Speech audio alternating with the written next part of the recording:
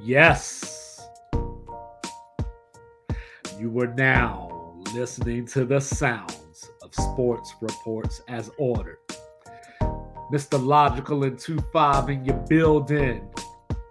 You know what I'm saying? All these teams switching conferences, but we ain't switching nothing. We keeping it real for y'all out here in these streets. Tonight, starting the show off with Get It Off My Chest. Then we're going to transition to the NFC North, continuing our NFL predictions.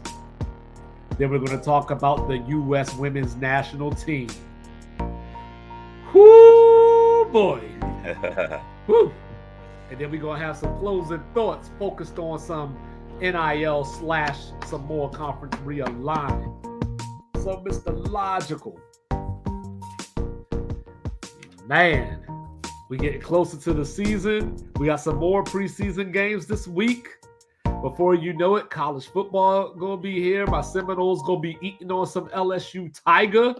People not gonna be doing anything in the weekend. I'm not going to Lowe's, Bed Bath & Beyond, none of that. None of that. We're in the house. I'm shopping on Friday. You see me Monday on my way to work. That's why I always tell the wife, man, like I feel like wives just come with this radar. Like girlfriends don't have it, wives have it. So like you just be chilling all day. You know, you might do some housework, some yard work. You got the game on in the background. It's like Northwestern against Illinois. You got it on just because it's football. Like, you know what I mean? Football. She's sitting up there. She on the phone with her girls, you know, chatting and gossiping. And then you hear dun, dun, dun, dun, dun, dun, dun, live from Bryant-Denny Field in Tuscaloosa. The Tennessee Volunteers come to visit the Alabama Crimson Tide. We need to go to Walmart. Like, we need to do what? Like, we need to do what? We need to do that 3 hours ago. Like, you know what I mean? Like, it be happening like that. Like, literally, I was driving yesterday. I was coming home from work. I called the wife. She ain't answer. You know what I mean? I put on the Dan Lebitard show.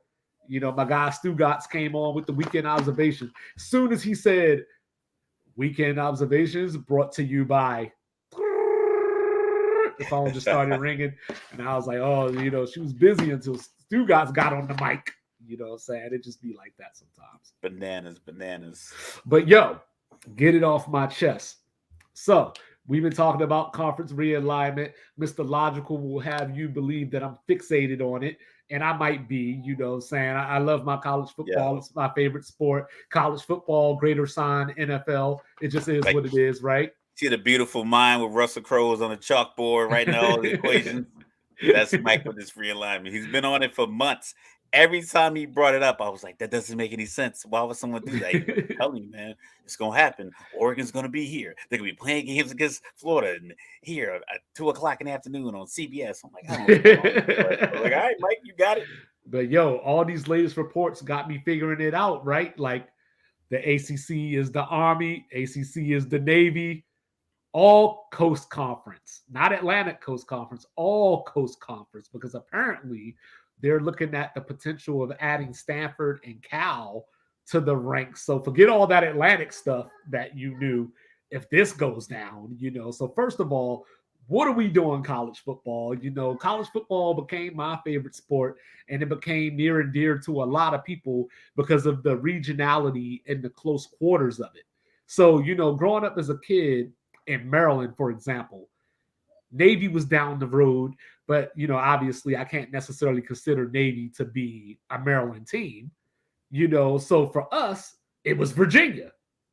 You know, that was the big deal. Like Maryland and Virginia get together. We going to lock horns. We going to slam ass. We going to do all that stuff. You know, and I imagine, you know, growing up in Florida, yes, I said slam ass.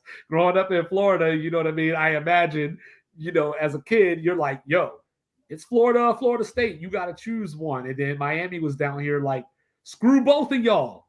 But it was just like, yo, this is what it is. It's proximity. Proximity breeds contempt. You know, this is college football. So then I'm sitting up here looking around, and I'm like, hold on. So Oregon might travel to New Jersey. Like, hold on. UCLA is going to be playing in State College, Pennsylvania, and that's a conference game? Like, what are we doing? Like, at some point, there's got to be a point where you're just making too much money for this to make sense. You know what I mean? Like we gonna get into it later in our closing thoughts, but everybody's talking about how NIL is going to ruin the sport. The transfer portal is going to do this and do that. No, what made college football a part of our fabric were these rivalries, and now I'm hearing that Coach Mike Gundy is saying Bedlam's over. Oklahoma going to the SEC, no more Bedlam. We're out here. Not that it matters too much to so many people, but me and Mr. Logical was talking about this yesterday. Kansas and Missouri goes all the way back to the Civil War, and they haven't played each other since they switched conferences. Texas and A&M, when they play next year in the SEC, is going to be the first time they've played since like 2011. Make it make sense. So at some point, while we appreciate the fact that we may get more Washington against Michigan matchups, we may get more Oklahoma against LSU matchups. That all sounds great. But what difference does it make if you can't even have the bragging rights and slap your neighbor around? I mean, I think, like I said, we can always follow the money.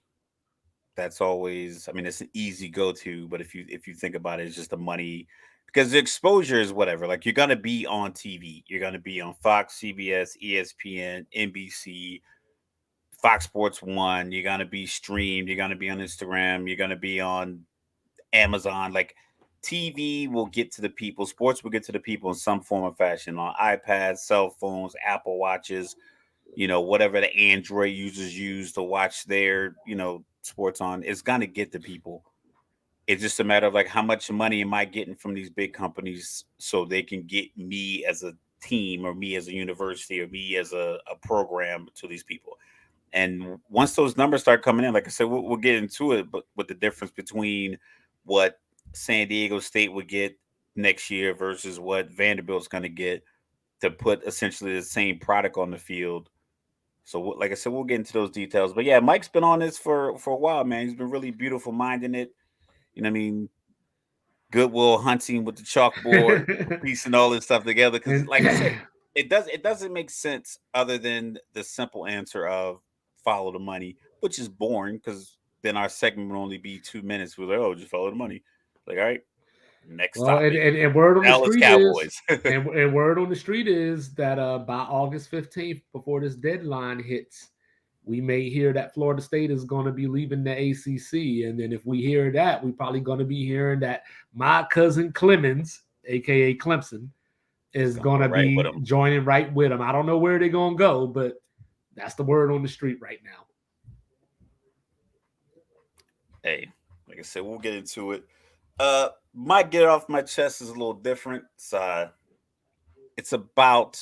kind of aligns with our show and things like that nature. Mike made a Facebook page, Sports, or wherever everyone can check the page out. He makes a post, two vets, no gimmicks. We want to talk sports, and people just berated us, calling us scammers and posting memes and just so much negativity on a page. I'm like, and I replied to one of the guys. I'm like, can you give me your thought process of how two vets talking about sports on a free platform correlates with scamming? Obviously, you didn't reply because the negativity is like what catches people.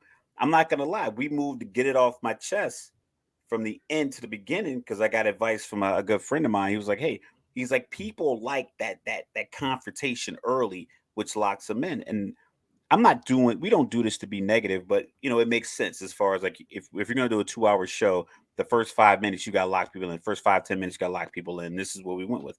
So I'm thinking about all the negative vitriol that we got for just posting about our podcast.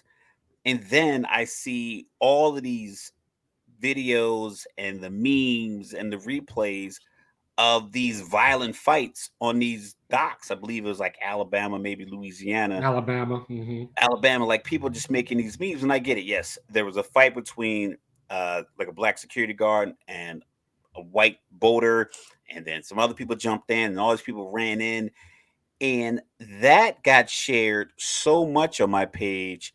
At the same time, I'm trying to get, you and I are trying to get our positive sports podcast shared and people aren't sharing it. Yeah, people are liking it. And I'm not knocking the people on my page, but it's like we boosted it out to people, just random people. Instead of them saying, you know what, this sounds like a cool idea. Let me check it out. And then let me share it with my friends.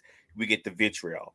And then, you have your own friends and the other people in your sports groups and everything else is like they sharing the fight on the sports forum. Like, that's not sport. They try to credit the wrestling because, someone got hit in the head with a chair. I'm like, yeah, a grown man hit a woman in the head with a chair, but yet we want to post that, but we can't make a good or any kind of correspondence comment on a good positive sportscast by people we correspond with on a daily basis. So stop with the negativity and then try to play victim. Stop sharing the negativity and not show any positivity and wonder why all you see is negativity, why the algorithm you get on your phone only shares negativity. Share some positivity. Share a positive comment on a sports podcast, even if it's not ours, anything. Share something positive. Stop sharing this negative shit on the page and then wonder why people treat you differently, why people look at you funny. So I'm talking to black people straight up. Like, stop with the bullshit. Stop running around like we don't have any common sense. Because that's something I know every black person heard. Boy, you better stop acting like you don't have no sense. You better stop acting like you ain't got no damn sense. Every black male on earth has heard that from somebody. Big mama, grandmama, an aunt, and uncle, Leroy, somebody has said that to you, but yet we keep running around sharing us, acting like we don't have no damn sense.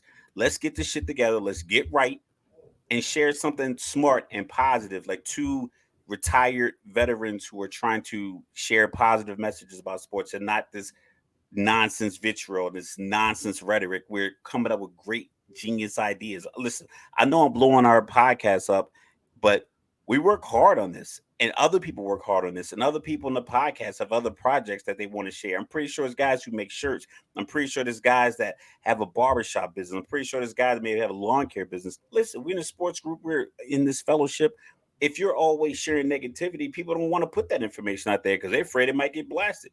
Someone's got a business in our group. They're like, yo, appreciate the sports dialogue, but yo, can y'all check out my lawn care business? Can you check out my financial advisory business? Can you check out my album? Whatever the case may be. But if we're always sharing negativity, we're never going to get to the point where people feel comfortable enough to share that, and they're only going to share negativity, memes by the chair. I'm like, just cut out the nonsense. Let's get right. Let's act like we got some damn sense. I'm just trying to figure out why grandmama used to always tell me that I was out of my cotton picking mind. I'm like, you could choose some better shit than that. Yo, like, I did not realize what that was until like recently. And I was like, because some announcer said about Russell Westbrook, and I saw it. I was like, that is funny. But oh yeah, and I got a quick one sentence get it off my chest too. Baltimore Orioles do better. You know I love you. 70-42 best record in the AL and all that. And y'all gonna suspend a dude, a broadcaster, for talking about how bad the Orioles usually play in Tampa. It was like their first series win since like 2017 down there or something. And he said that on the broadcast, which was obviously given to him in the notes. You know what I mean? And they suspended him for bringing it up. Like bringing up how bad they play in Tampa. It's the First Amendment. Like, come on, man. It's the first one everybody knows. Stop suspending man. people for what they say, man. Relax. All right, Mr. Logical, man. Tell me how crazy I am for saying that these Lions gonna win the North. I mean, I guess we both crazy then. Oh. Yeah. Yeah, because I think like this. I have it written down. I don't have that many notes for Detroit because I think like from what I saw from the last year. I got him. But I got a note that says Dan Campbell, America's coach. I think people like him. I think that's just as important as a talent because I've said this before. If you take every NFL team and you line them all up by position group, the offensive line is going to be about the same size. Atlanta's offensive line is probably the same size as New Orleans, and the Chargers' offensive line is probably the same size as Kansas City. But it's like, who operates better when it's time to play? Look at the 40 times for most wide receivers, probably the same. But Devontae Adams just is better at the line of scrimmage, hence why he has, 17, 18 touchdowns a year. So it's all about like, can you get this group of 53 men, 45 who dress on Sunday, then you got the practice squad and the coaches.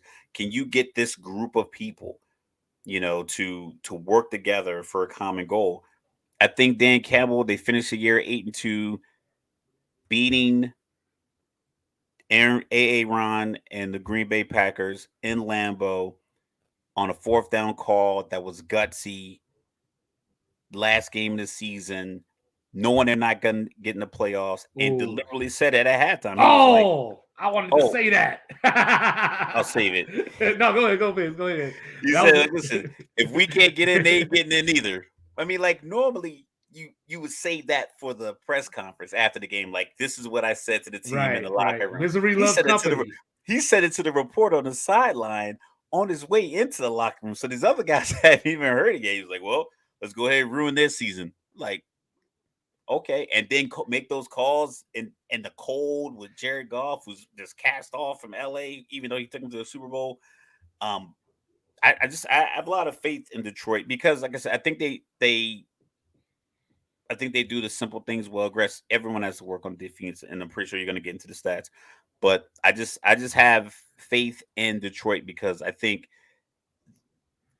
his ability to galvanize the team. I think Jared Goff I've never seen him rattled, good game, bad game. I just never seen him slam an iPad. I've never seen him yell at the offensive coordinator because he doesn't like the running plays. Even when they shipped him off from LA to Detroit, I don't think he said a negative thing about Sean McVay since he's been there. So I think that kind of calm mixed with the intensity. Well, I think that was the problem. He never said nothing negative about Sean McVay. He just said all the positive things about Sean McVay girl. Listen, I think that's an extension. I think that's a compliment by proximity. Like when someone says, like when your uncle says, nephew, that's you. When you show up to the family reunion with your girl, we know what that means. You know what that, okay, yeah, she bad, yeah. Keep your E&J drinking ass over there though. But yeah. So yeah, like I said, I got a lot of faith in Detroit. Partly because I think they have faith in themselves, and then the other three teams, we'll get into like the specifics of them, but I think their faith in themselves and their success that they've seen recently, I think will get them over the edge. Yeah, see, I was going to start off by saying, like, when you're trying to look at the NFL, you know that the NFL is the biggest league when it comes to changeover every year. As far as these teams made the playoffs, somebody's not going to make it, or in the NBA for the most part, most teams that make the playoffs are going to make the playoffs next year as well. 67% of the league makes the playoffs in the NBA. So right. So in the NFL, like there's always that change, especially like your division, the NFC South was always famous from going last to first. Yeah. So I was looking at this division. So I was going to say the two reasons that I picked Detroit to win this division is that Dan Campbell comment. So just the mentality and culture that he's setting there. So like back in the 80s and 90s when we were kids, that was, what was it? The black and blue division, and the Bears were the monsters of the Midway. That division, the toughest team just always won that division. And I feel like Dan Campbell is bringing that back to some degree. Like he's bringing back the toughness, or at least the machismo of that division, and the bravado, the bravado, right? You need that. You need that edge when, like I said, when everything's pretty much even with players. Like somebody has to have the edge, and I think that's the edge. The other part of that was what everybody else lost. Green Bay lost Aaron Rodgers. Aaron. Minnesota released Dalvin Cook. Eddie Kendricks is gone. Adam Thielen is gone. Zadarius Smith is gone. So, so Minnesota just lost a lot. And even though I love the fact that they gained Brian Flores as the defensive coordinator, they lost a lot. So, on top of that, when I look at this division, I've been looking at free agents, drafts. Who have you guys brought in? So Detroit, for example, was awful on pass defense last year. Well, they were just awful on defense altogether. Like there was just no ifs, ands, or buts about it. That's what made the Green Bay game so odd at the end of the year, because I know you were talking about Aaron Rodgers and his lack of 300-yard games. 275-yard games. Or 275. 275-yard games. There Yeah. you go. So you know, as I look at Detroit, they revamped their secondary. You know, they brought in 3 big secondary pieces. You know, they brought in CJ, you know, Gardner Johnson for Philly, you know, who, you know, has 11 picks in his 55 NFL games. They went and got Emmanuel Mosley from San Francisco, who has a lot of talent. He's been injured a lot, but he has a lot of talent. They went and got Cam Sutton from the Steelers. So just in the secondary alone, they've kind of they solidified, especially for a team that might have to double Justin Jefferson, you know, and they got Jordan Addison, Minnesota, you know, as a rookie. They went and got Jack Campbell out of Iowa to help shore up the linebacker. They got the defensive rookie of the year, Aiden Hutchinson. You know, so they already got that. Even though their defense was bad, he was excellent. So now you're adding pieces around him. Candidate. Sauce won it, right? I thought Sauce won it. I thought Aiden won it. I have to double check. I think he was up there. Okay. But he definitely was like, you know, if he wasn't first, he was definitely second. So yeah, but he's up there. Yeah, I'll look that up as I'm going through this. So then you had Detroit was number 23 against the pass last year. So I was talking about their bad defense. And they were 26th against the run. So, you know, just from that standpoint, I would think they can't be any worse, you know, but when I look at Minnesota, I talked about how slow their secondary was, you know, and yeah, it was Hutchinson. Hutchinson won it? Yeah. Okay. You know what I'm saying? But yeah, so Thielen's gone, you know, Mr. Reliable. I do like Jordan Addison, but you don't lose a guy like Adam Thielen and not feel it somewhere. I just put it like that. Their secondary still slow, and they lost Patrick Peterson. You know, they lost Zadarius Smith, like I said, who had 10 sacks. Him and Hunter together were one of the 4 duos last season that both averaged double-digit sacks. So that's going to be a big loss. But the biggest thing for Minnesota for me was that they won these 11 games, these 11 close one-score games, and usually that transitions year to year in the NFL. Like the team that goes 6-3 and 4-point or less games might go 2-4 next year. You know, so those games are going to reverse. But then you don't get that goal line fumble that turns into a touchdown like you did against Buffalo last year. That doesn't happen 2 years in a row. Or the catch. You know, or the catch. The catch to even get him in a position. Yeah. Like that ball was nowhere near the ground. Yeah. So when you look at that, you know, you look at a team that all the games that they did lose, they lost by at least 10 points. So we're talking about a team that went 13-4.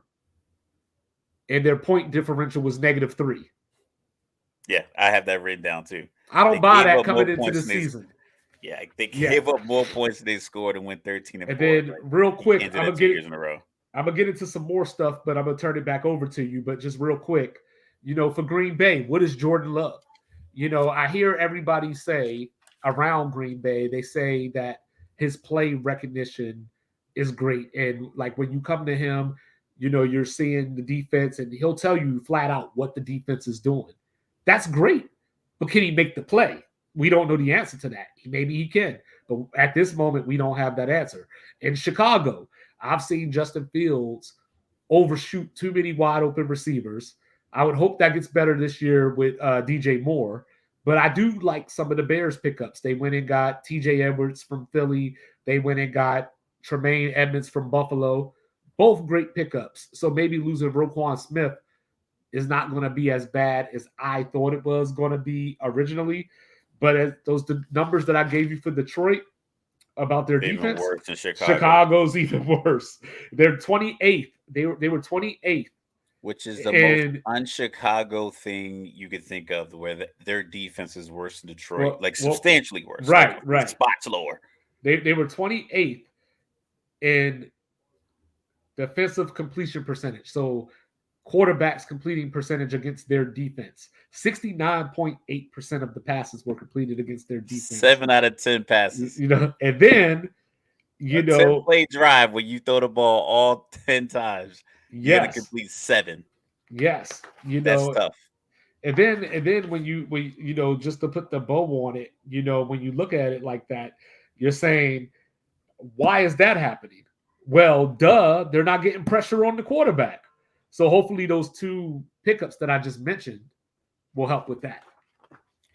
If we go to Green Bay, is the Green Bay has questions at coach Ooh, and do they? quarterback.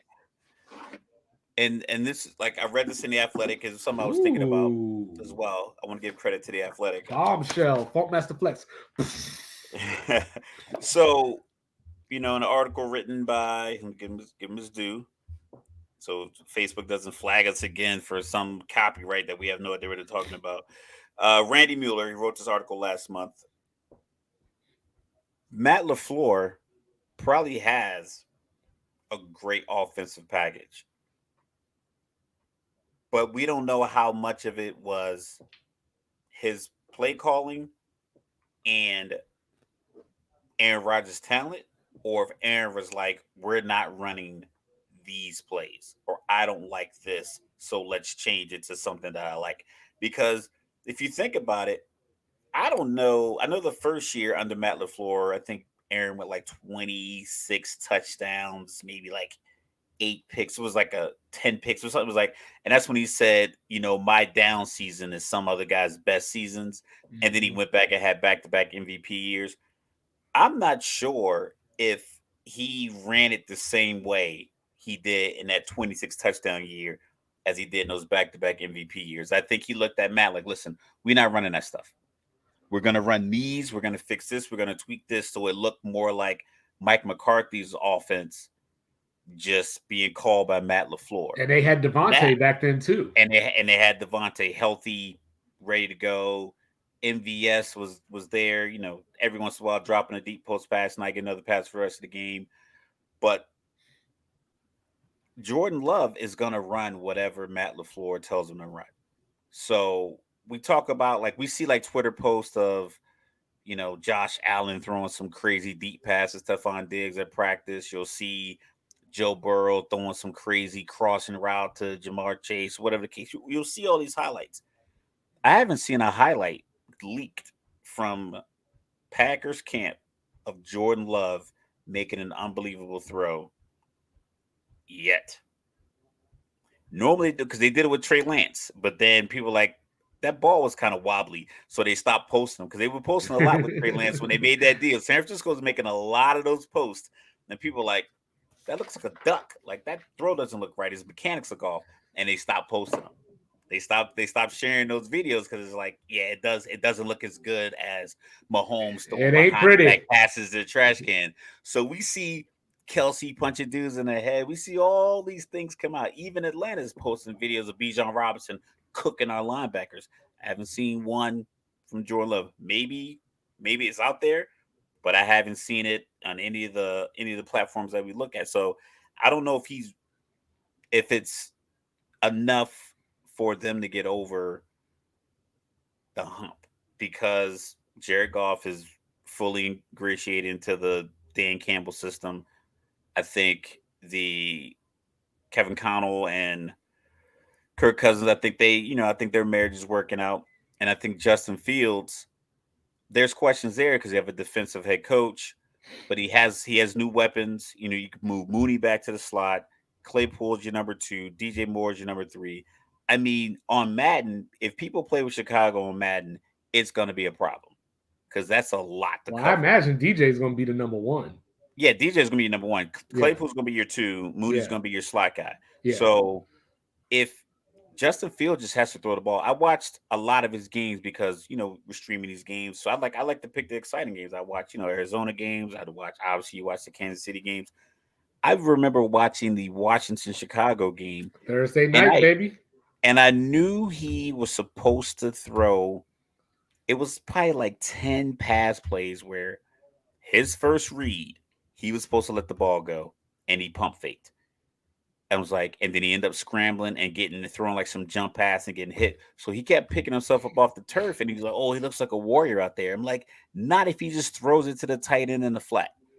Hit the check down. Just let the ball go. Like you don't have 5 seconds behind any NFL offensive line, no matter how good they are. Patrick Mahomes can do that pump fake, but then he's rolling deep. Like his rollout is like 15 yards, and he's getting plenty of space before he throws the ball. Well, that's my Justin thing. Fields was trying to roll in the pocket, and he just kept getting rocked. And it's like, well, that's my thing with the Bears. In that game alone, he had 2 throws that lost that game. I mean, I ain't blaming the whole game on him, but if those passes were complete, they might even beat Washington by more than 1 score. And to your point, maybe having DJ Moore, somebody more reliable, will help that out. Because I like their tight end too, Cole Kmet. I like him too. So yeah, and it was like he was running. It was so many plays where he was running wide open on like the drag route. I'm like, yo, that has to be the read. Because I'm just looking at like, listen, I'm not a football aficionado, but I was watching like his whole hip would turn and he would pump. Like he would like, nope, that's not it. I'm like, dog, that was it. Because he did it so many times. I was like, that was where you're you supposed got to to throw make the the throw ball. at some point. You got to let that ball go because he would do it and then turn, and some defensive tackle, because Washington had a great defensive front, would just smash him in his chest. I'm like, dog, stop taking those hits. Well, But I don't know if the coach has the offensive cachet to let him know that. Maybe DJ Moore can give him some tips, because you'll see what happens with, like when Tom Brady got Randy Moss and he threw for 50 touchdowns. It wasn't just because Randy Moss was wide open every time. Randy probably said stuff to him like, listen, if I get a guy, if I'm running a post, if a guy's even with me, just let it go. if you see that hand go up, If you see the hand go up, let it go. So DJ Moore might be telling him like, listen, on these routes, if I'm running the inside, I'm running the inside dig route. Once he's like, if I get to here and the cornerback is leaning too far out, just know I'm gonna be open. So just let the ball go. Because I think yeah. sometimes you might need that information. Like, This watch, 50-50 is 70-30. yeah, like he's playing me outside technique, the single high safety. I'm gonna cut this route off at 10 yards versus 13. So if you see that, if I see the safety drop and like we're playing cover 3 or whatever, like I'm gonna get to here. Just I'm gonna cut it short. Just let me know, like the option routes, like what Kelsey and Mahomes do all the time. It's like they were wired up once, or they were mic'd up, and Kelsey was in the end zone, and the route where he's supposed to go towards the goalpost, and he just turned and stopped and went back to his left. And Mahomes had already let the ball go. And so the defender was like in la la land, and he caught it. And they went to the sideline. He's like, "How'd you know I was going to do that?" He's like, "I didn't know." He's like, "I didn't know it either until I turned around." He's like, I just saw that was like, it just looked like that was going to be way more open than the original route." He was like, "Just turn and step." He's like, he turned. He was like, boom, and it was right there. Like the ball was already gone. Like he just knew. So I think that kind of conversation with DJ Moore, Claypool, I think he's a big personality. I think he will like demand the ball. He'll demand a jump ball like 6'4", 220, 225. I mean, he has weapons.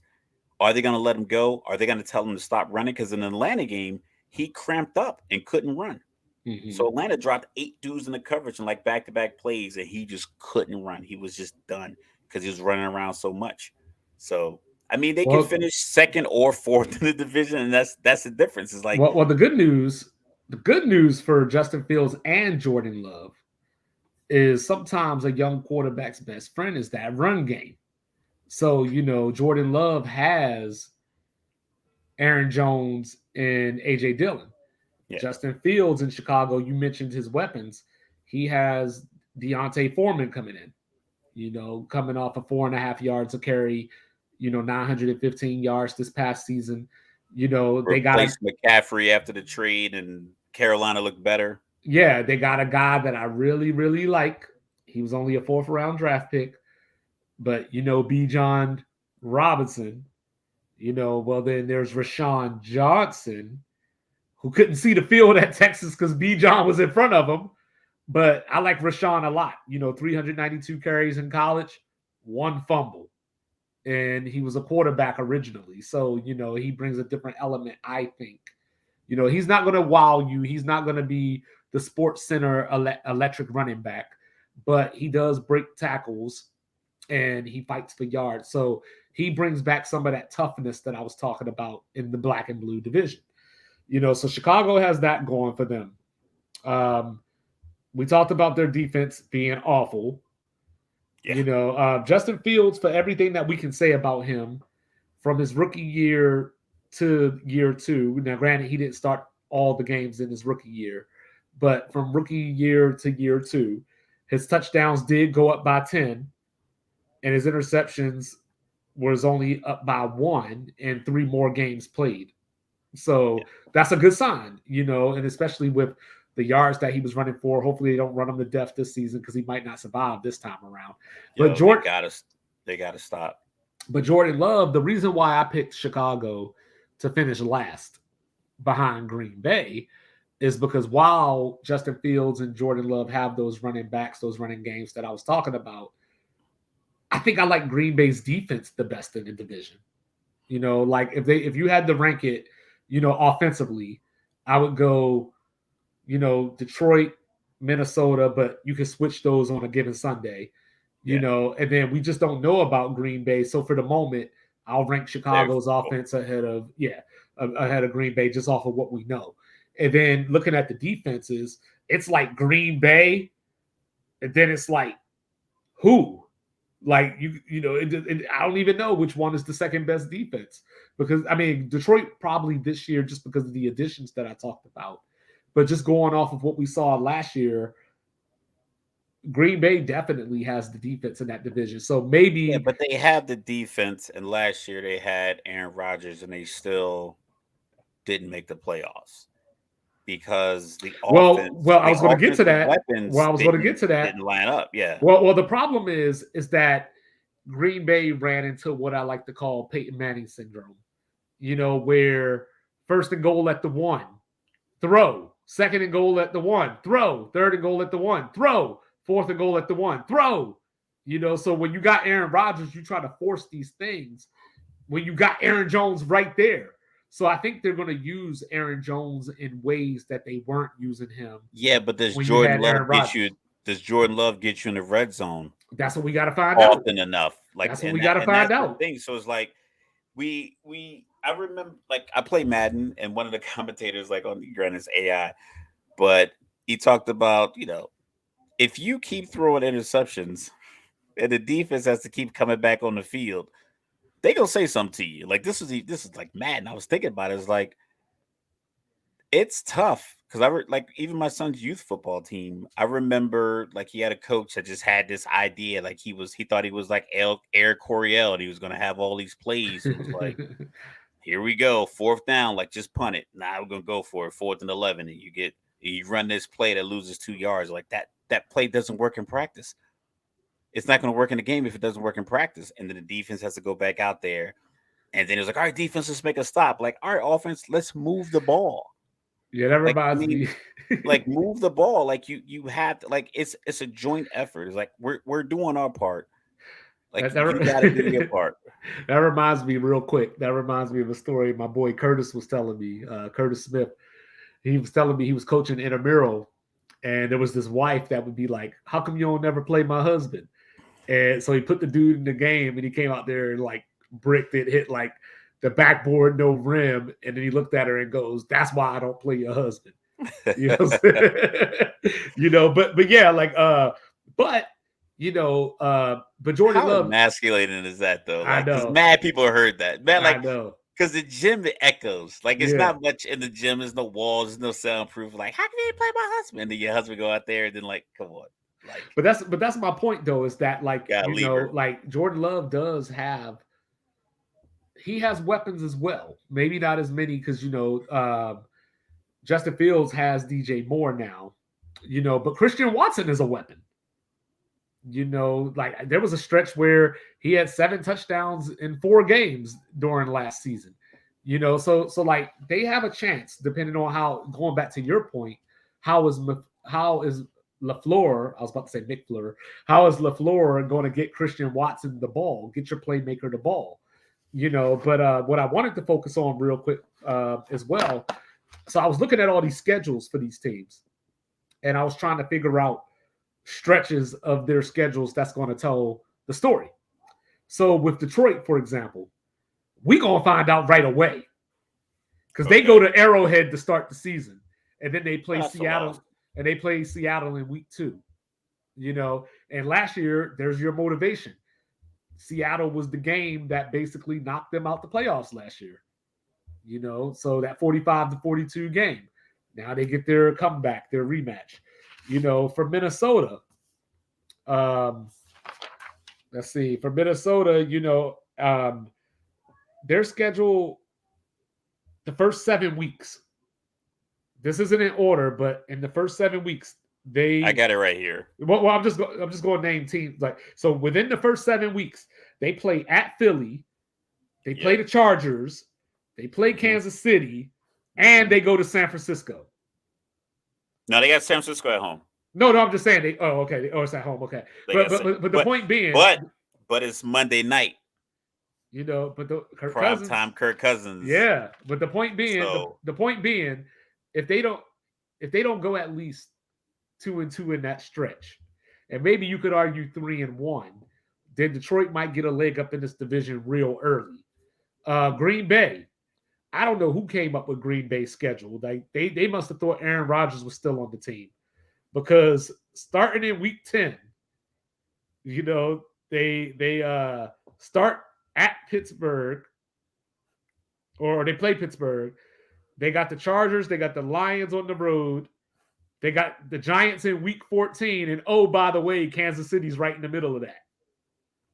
So whoever, they must have thought Aaron Rodgers was coming back when they made that schedule, or the deal ain't happened yet or something. Because I don't know why they would do that to Jordan Love. Why they do that? And then I think they have a favorable. I mean, the rest of the schedule is okay, but just that you stretch. Come right out the gate. You go Chicago, Atlanta, New Orleans, Detroit. You could, in theory, you could be 0-4, 2-2 in that stretch. I wouldn't go 3-1. I can see them potentially winning at Chicago. And just being honest, I can see them winning at Atlanta because the defense is opportunistic. Mm-hmm. They have great corners, speed corners. Mm-hmm. And like I said, week 2 is Atlanta's vertical passing game going to stretch the defense. Because if they're playing 8 guys in the box, even with the 3-headed monster at running back, they might start out 2-0. Well, crazy. What I was going to say, what's crazy is looking at the Bears schedule. If Justin Fields takes the leap that we think he can take, you could find a 4-1 path to start the season. Because they got Green Bay at home to start out. They go to Tampa against your favorite quarterback, Baker Mayfield. They're going to lose at Arrowhead, of course. Mm-hmm. They get Denver at home, and the only reason I bring that up is we saw Russell Wilson last year.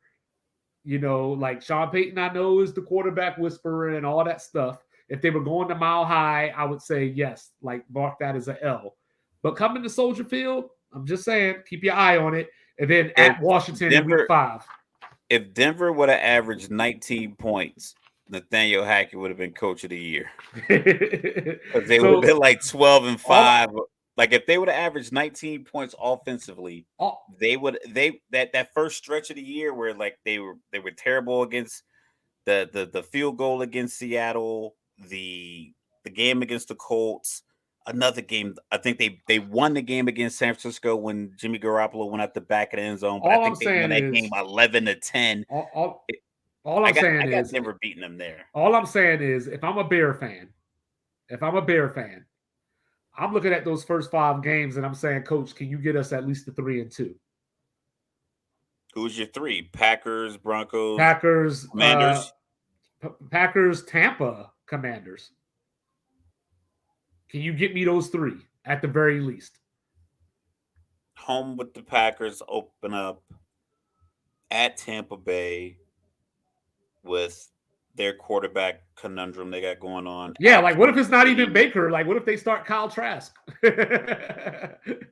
Todd Bowles is a Yeah, I know. He's methodical defensive guy. He's going to start he's Baker gonna Mayfield. start Baker Mayfield. They're But both gone at the week 6. We went over the NFC South stuff, but but yeah, they lose that Arrowhead, obviously. You know what I mean? Maybe they lose to Denver, but I think of it more as a toss-up just because it's at Soldier Field.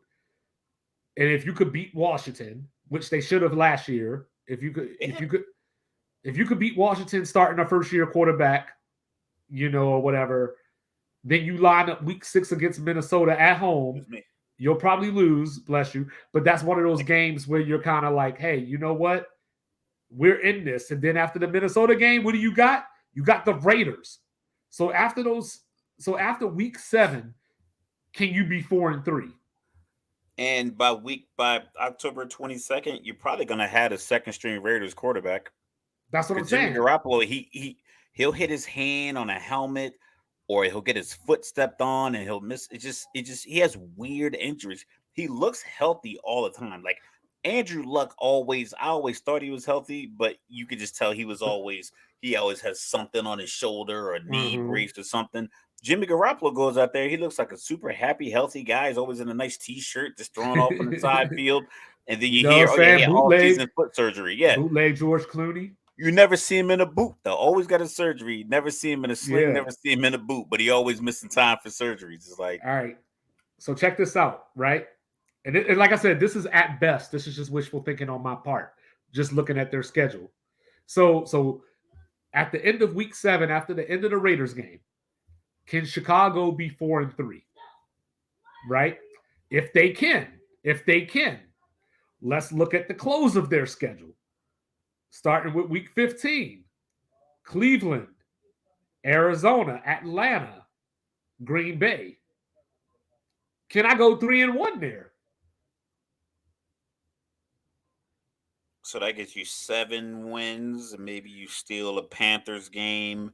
New Orleans, Maybe the maybe. maybe the Chargers throw you one. But That's what that I'm is a saying. prime Like, time game. so best case scenario, if I'm a Bear fan, can I get 8 wins?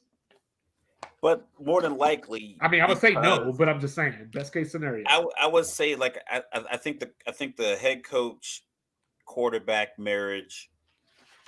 I don't know if it works. So realistically, I'd give you 5-12. That's what I got them as. So I got Detroit. I got Detroit 11-6. I got Minnesota 10-7, and I got Green Bay and Chicago both 5-12. Yeah, so it's just and that's the thing. Like you have hope and optimism, but we've gotten we had the 1 year of Matt Nagy with Andy Dalton mixed in, sprinkled in. I think a little Nick Foles, maybe Justin Fields, Yeah, I and think they started the that Peterman one of the games. yeah they had that little situation. Matt Nagy's back in Kansas City. They get Matt Eberflus, and I couldn't point him out. Like I didn't see him at the podium. I don't like is the way Travis Kelsey couldn't point out Josh McDaniels. Like I don't know what Matt Eberflus looks like. And I'm not sure. Like I said, I watched a lot of the games, and we could talk about all those rush yards that Justin Fields had, but it's like, as a coach, why is the head coach not telling the starting quarterback, throw the ball, throw the ball, stop running the ball?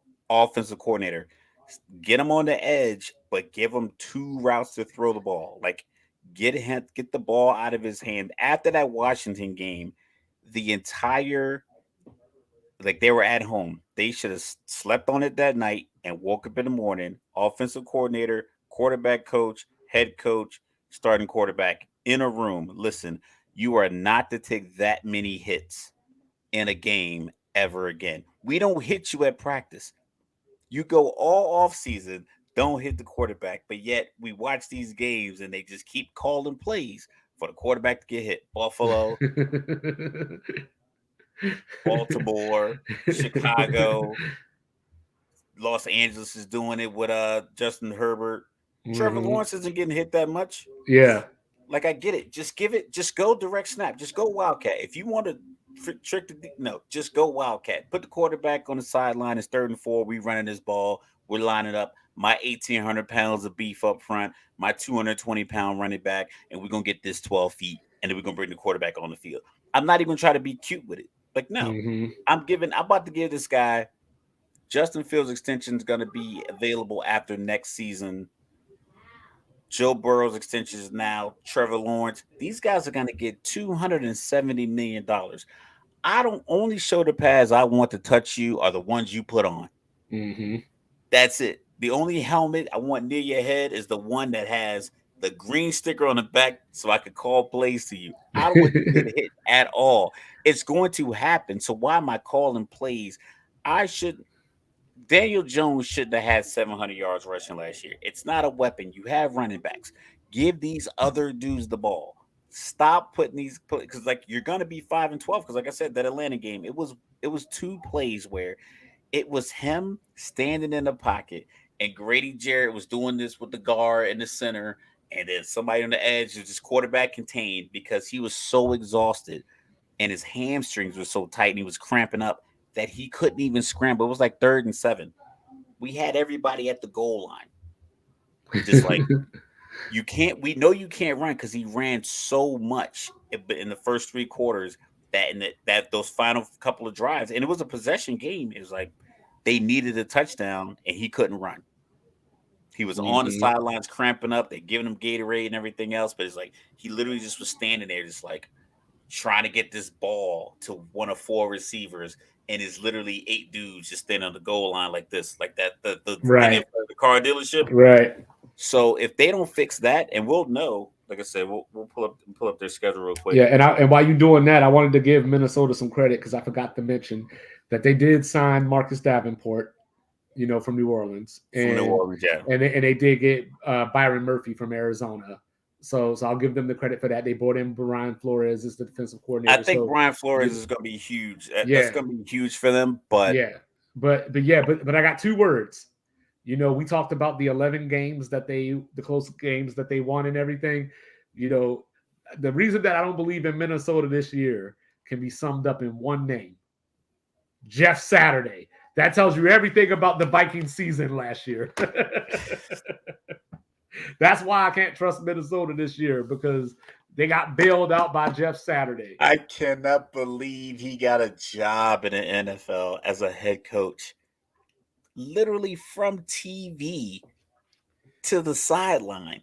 No training camp, no OTAs, no In the draft room middle of the process. season. There's dudes on the staff already. He could have brought him. He could have brought him in to be a close advisor and given him more power than we think. Like the way Nathaniel Hackett had some former high school mentor coach that he had, or college mentor up there helping him manage the But game. bro, if you wanted to do somebody like, so look, check it out, right? If you're like, Ursay. Trying to do a favor, yeah. I You're was trying I to do was a favor well, for well your I boy. was I was trying to think of a derogatory term to call him. But as you think about but if you think about Ursay, and let's just say hypothetically, he was like, "Hey, we won a Super Bowl, we were a successful franchise. We have the opportunity to bring in someone from that culture to try to galvanize these guys." And then I'm like, "Who's that on the sideline? Is that Reggie Wayne?" Yeah, he wore number He was 87. He right caught the there. touchdown. He was He caught right the there. touchdown. He was already on Yeah, the staff. he You caught could the have just touchdown in your Super Bowl. you could have just hired Reggie Wayne. Like, I mean, He you could also have. ran the wrong route in the other Super Bowl, but that's neither here That's nor yeah, there. yeah. I mean, he's human. But Peyton Manning does crack under pressure. He's Look human. at But Donnie. but but no, but like you had Reggie Wayne right there to Shout where out to Peyton Manning. like if the argument, because I know the big argument was like that went into the black coach thing where it was like he hired Jeff Saturday, and I'm like, look, I get it. Black He coaches have hired Jeff Saturday because it's Jeff an Saturday interim was his coach. boy. It's an interim coach, Jeff first of Saturday all. was his And boy. I don't know how many interim coaches get the job anyway. So let's just hypothetically say he did hire Reggie Wayne as the interim coach, and then Reggie doesn't get the job. We would have complained about that too. So Well, the Jeff Saturday the reason the Jeff Saturday thing, the hiring of Jeff Saturday, I like, to me, there's no racial component to it. Like, I don't feel like because you have an opening, you have to hire a black coach. right. I look at it like it's not like you are a company that operates by hiring people from the outside anyway. Like Mike, shout out to Mike, just got a new job. That happens in the corporate world. You do interviews and you move people in, and then you ingratiate yourselves into the organization, whatever the case may be. But with something like that, it's like if you were managing like a bit like an architect, and you imagine like managing a build of like some condos, you wouldn't just bring in some random architect when you had like other people already there from the beginning, because you had maybe had to get rid of the lead architect for whatever reason. You already had people there in the trenches, literally building these condos from the ground up. Then you would move one of them in a position because they were at that meeting 3 weeks ago. Right. They were on the conference call when they talked about how much a lumber was going to cost. So instead of bringing somebody in and basically trying to fill them in, he got to fill them in on every player, every practice squad player, all the plays, the concepts. Who do you have here? Who went to school here? Who's on your staff? Who's called plays before? Who's a good defensive coach? He had to learn all that in a week. And I think they won that game against the Raiders. This first game, right? They won against the Raiders, and then he poorly managed the clock. I think the Pittsburgh game. They played Philly I, really well. I remember the Pittsburgh game, and then we're getting off topic, but we'll do that. I remember the Pittsburgh game. There was over 2 minutes left, and they were on they were on the Oh Pittsburgh yeah, side that of the was the Monday night 50, game. Mm-hmm. and I don't know if I just got distracted and like I left my room where the game was playing, and then I came back and they were shaking hands and Pittsburgh had won. And I was like, they didn't get points out of that. Like, I don't remember what the score was, but I remember that it might have been a field goal. It was something reasonable, and it was like 2:13, 2:14 left, and they were already on in Pittsburgh territory. And I was like, how'd they not get points? And my dad being a Colts fan, he didn't even talk about it. Like he just was just like he just was sick. He just was sick of the whole thing. But yeah, I think the Jeff Saturday hiring is the opposite of effect of what Dan Campbell's doing in Detroit. Those guys, like that first press conference, we were all like, this dude's out of his mind. He's gonna get fired. I This is why loved you it. don't. We're gonna bite kneecaps. We're gonna get back down and go knock us down. We're gonna get back up again. I was like, what is this dude talking I about? loved it because me and you always talk about sports and how like personalities are gone. Like everybody's a robot. Everybody says the right Yo, thing. yo, they You clone know, Tyrone type of interviews. I'm like, come but on. I was here for him. I was here for him. I didn't like him getting the job when he got it just because like I believe he was like an offensive line coach or something like that. So I didn't like it from that standpoint off of like what did you do to get this job? But if he But went in the meeting and said I'm biting off kneecaps, I'm I like, was like, yo, I'll all go right, play for him tomorrow. we'll try that out. You know what I mean? Like, and oh, by the way, side note, sentence, get it off my chest. I'm tired of these Commanders players talking about Eric Bieniemy as too harsh. Saying they would hate Dan Campbell, I guess. Maybe he is, I and don't know maybe what there's that some means. merit to it. I don't know what that means. And maybe I'm just too old school in my thinking. You know what I mean? But I just think so like as an airman, right? Joining the military, right? I didn't know much about the military before I joined it. But Yeah, what I did know was there were going to be long days and somebody was going to yell at me a lot. Those were the two things I knew about the military.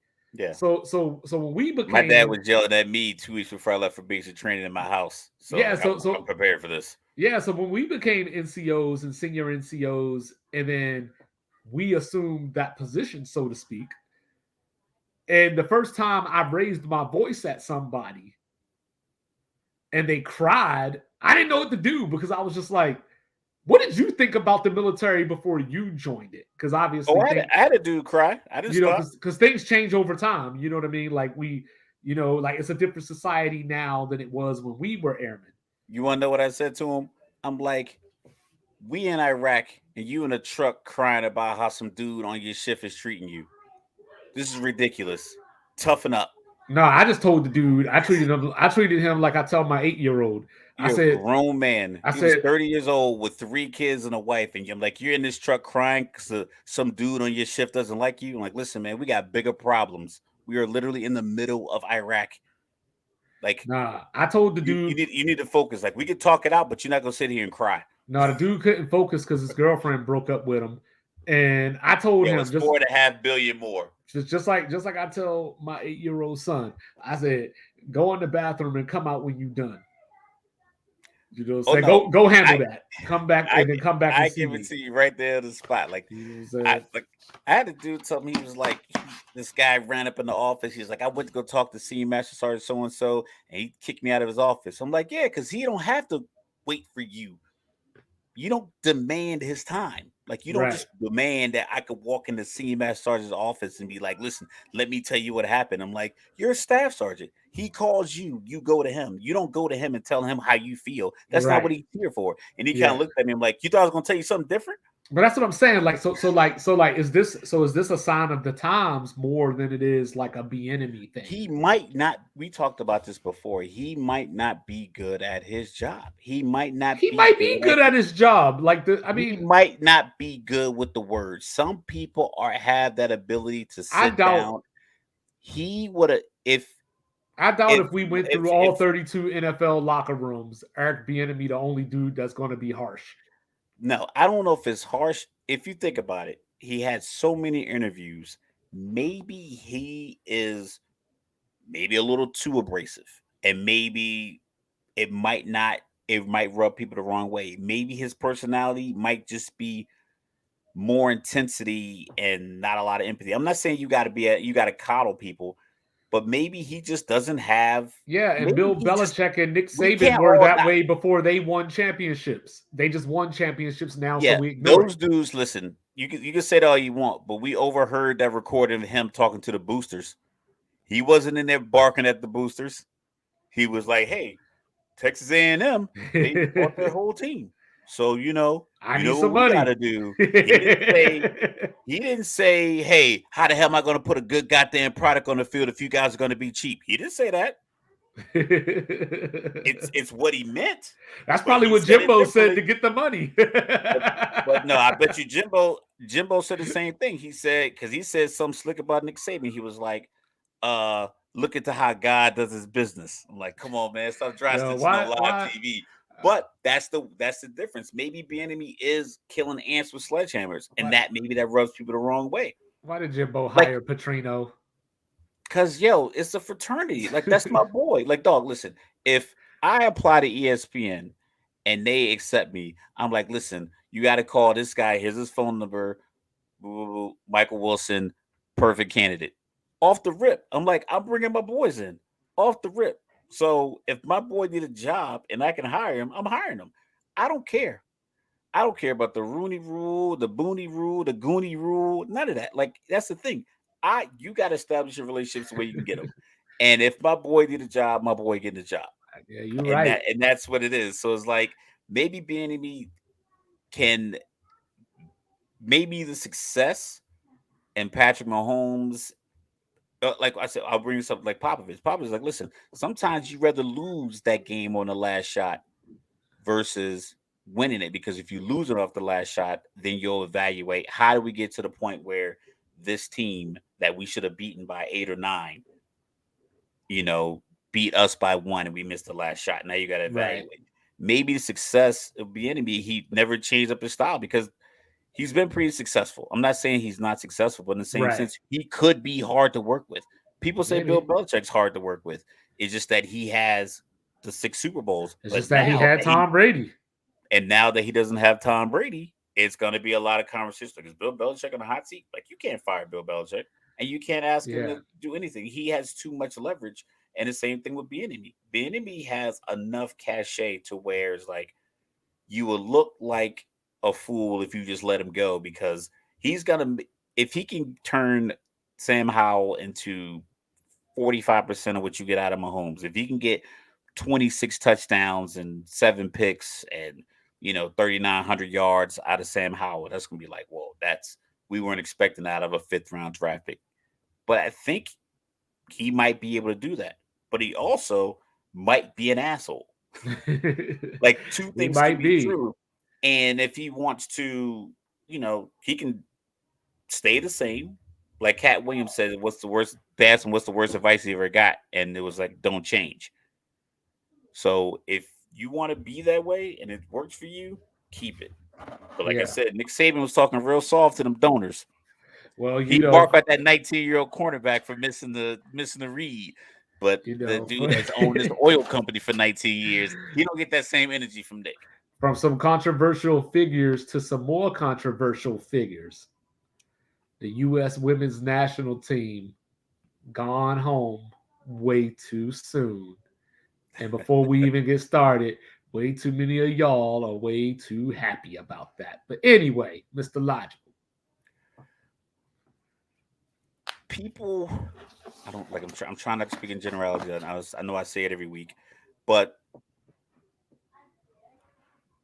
the the women's sports has been, I believe, more vocal with less leverage than the men in men's sports. I think the women have said more, and I think it's kind of, I don't say it's lost any kind of shine, but I think they put a lot more, emphasis on being activists, being advocates, and just being, willing to stand there and take the arrows from the media, from the people on social media, from pundits, from other leagues. I think the women are more willing to do that because they don't make as much money player for player, but they're still willing. They were the first ones to really show up with t-shirts for Breonna Taylor. This was before like the NBA had sanctioned all their stuff and everything they did. A lot of the women in NBA were just, or WNBA were really out front. The women's national team has, I'm just gonna run down like their success over the last 30 years. So 91 they won the World Cup, 99 they won the World Cup, 2015 they won the World Cup, 2019 they won the World Cup. They won Olympic gold medals in 96, 04, 08, 2012, and they were third in the 2020 Olympics that were played in 2021. So that is the same, essentially the same tournament, format with the group stages. So they've made it to championship rounds of these world tournaments 9 times in the last 30 This years. is their first time since the Women's World Cup started in 1991 that they didn't at least make it to the semis. Correct. The men's team doesn't make it that far, but the men's soccer on the international scale generates more money. Mm-hmm. And the women have been trying to anchor their success to their money argument. And I believe I saw a clip of Will Kane when he was back on ESPN. He was like, you're getting 20% of the money you generate. You're just not generating enough money. So you got to Right. get a way to generate more money. Right. And the problem is all the Nikes and all the other companies that support these women's sports, they don't put up the money. ESPN does, ABC and Disney don't put up the money. NBC doesn't put up the money. They don't. The world stage for the men's soccer, it was in your face every day. I was getting some kind of update about whatever Argentina did, whatever Cristiano Ronaldo did. If he got subbed Well, in, even so now, you're whatever seeing England more did about Inter Miami than you are, about about the the U.S. women's national World Cup. team. Yeah. So they were using the argument like, hey, we have more success in our field. We should be getting more money than the men. And people are like, listen, the men are generating more money. So it made them kind of inherently just, I think it galvanized them when they had, Mm-hmm. older leadership, Abby Wambach, Carly Lloyd, Mm-hmm. back in the day, Brandy said change Mia Hamm, Hope Solo, even though Well, she was going through even everything some she was people going that are through. still there, like Alex Alex Morgan, Morgan, so you Rapino. had this Rapino, you had like this leadership with young players, and the young players are really good, and that's why they continue this legacy. But I think the argument for like the money, and then they started a lot of protests and things are starting to merge together, like the Black Lives Matter, like they're trying to merge it with the Trans Life Matter. So you're starting to take on all of these different stances, and you're just creating, I want to say creating conflict. You're just engaged in a lot of different And you become groups, like, polarizing. and you're Group. polarizing. Mm-hmm. But there's there's not a lot of, people aren't really galvanized towards your effort because you're in like these different little pots and battles to the point where when you lose, people are like, great. If they would have won, I think people was like, oh, it's ironic that you won for a country that you don't care about. That would have been the argument. That So same thing they did they to would never Brittany got no Griner. credit. Mm-hmm. Exactly. So, well, that's the problem, like just real quick, just for some housekeeping, you know what I mean? Like they did this to themselves as far as on the field. They did this to themselves, against Sweden in the game that they got eliminated. They had shots on target 11 to Sweden's 1. So, in other words, Sweden's goalkeeper had 11 saves, against the Netherlands. Rapinoe didn't even play. They had Sophie Smith, who is probably the best striker. Well, not probably. She's the best striker on the team, going to be a bona fide star coming up in the next few years. And they had her playing on the wing instead of striking. And Alex. But you still got to switch it up. You still got to have tactics. And when your opponent is doing things like they're subbing players out or they're switching formations, you kind of have to match with, you have to match up with what they're doing. Like you can't just keep doing what you're doing that's not working, because there was the 0-0 or the 0-0 draw against Portugal in this game against Sweden, 0-0, penalty kicks. And so, everybody got upset. Some people got upset because Rapinoe missed the penalty kick and she kind of laughed, but I saw that as more like, I can't believe it. This shit. Yeah, like really, like like out of all the kicks to miss, or like I missed the most basic. Like I didn't have defenders on me. Like I was just me against the goalie. Yeah, she said in a quote later, she's like, I can't remember the last time I missed a penalty kick. Yeah, so but people use that because of whatever issues they have with her to begin with to say that's why they lost in the first place, because they're not taking it seriously. Or look at them out there, like when they had the draw with Portugal, they were like kind of dancing around, like, and all that kind of stuff. And people were like, what are they dancing for? Like, I mean, they won because penalty kicks and that, but why are you dancing? Like that was a draw. Why are you dancing? So it's just like one of those things. People are gonna have something like, because it goes back. Well, it goes back. Yeah, and it goes back to what we were talking about, personalities. You know what I mean? Because you can't win, because when you're in the position that they're in, if they did keep it professional and did it the right way, and they just walked off the field with their heads held high, people would have just said, oh, so they don't care. Emotion. They don't care that they lost. Right. It's like you can't win either way. And that's why, the other night, 2-5 Daily, I had to get into the whole politics side of it, because people are saying, like, I don't want politics in my sport. But yet every time you react to something that Megan Rapinoe does, you're bringing politics into the sport. 100%. Like I tell people all the time, all these people that complain and whine about Donald Trump and how did he win and all this and all that. You know how he won? Because every time he opened his mouth, a camera was in his face.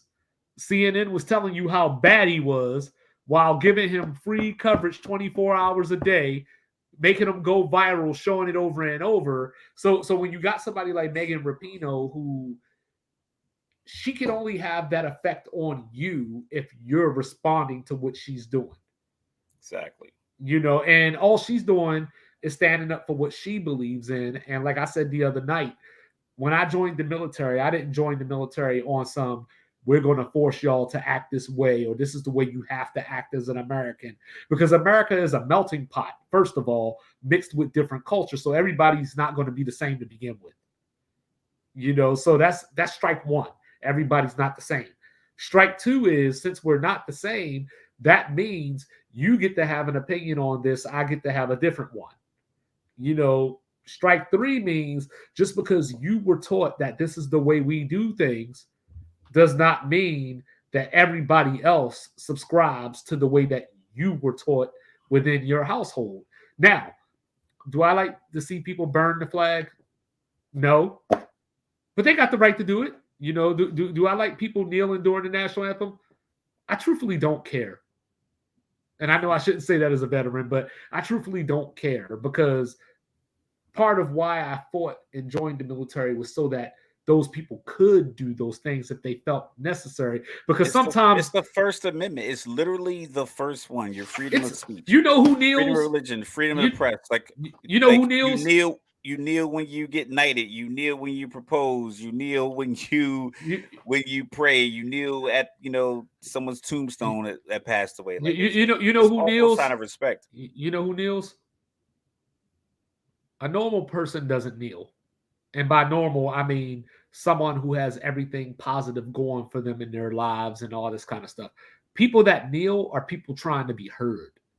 People that protest are people trying to be heard because they tried to have regular conversation.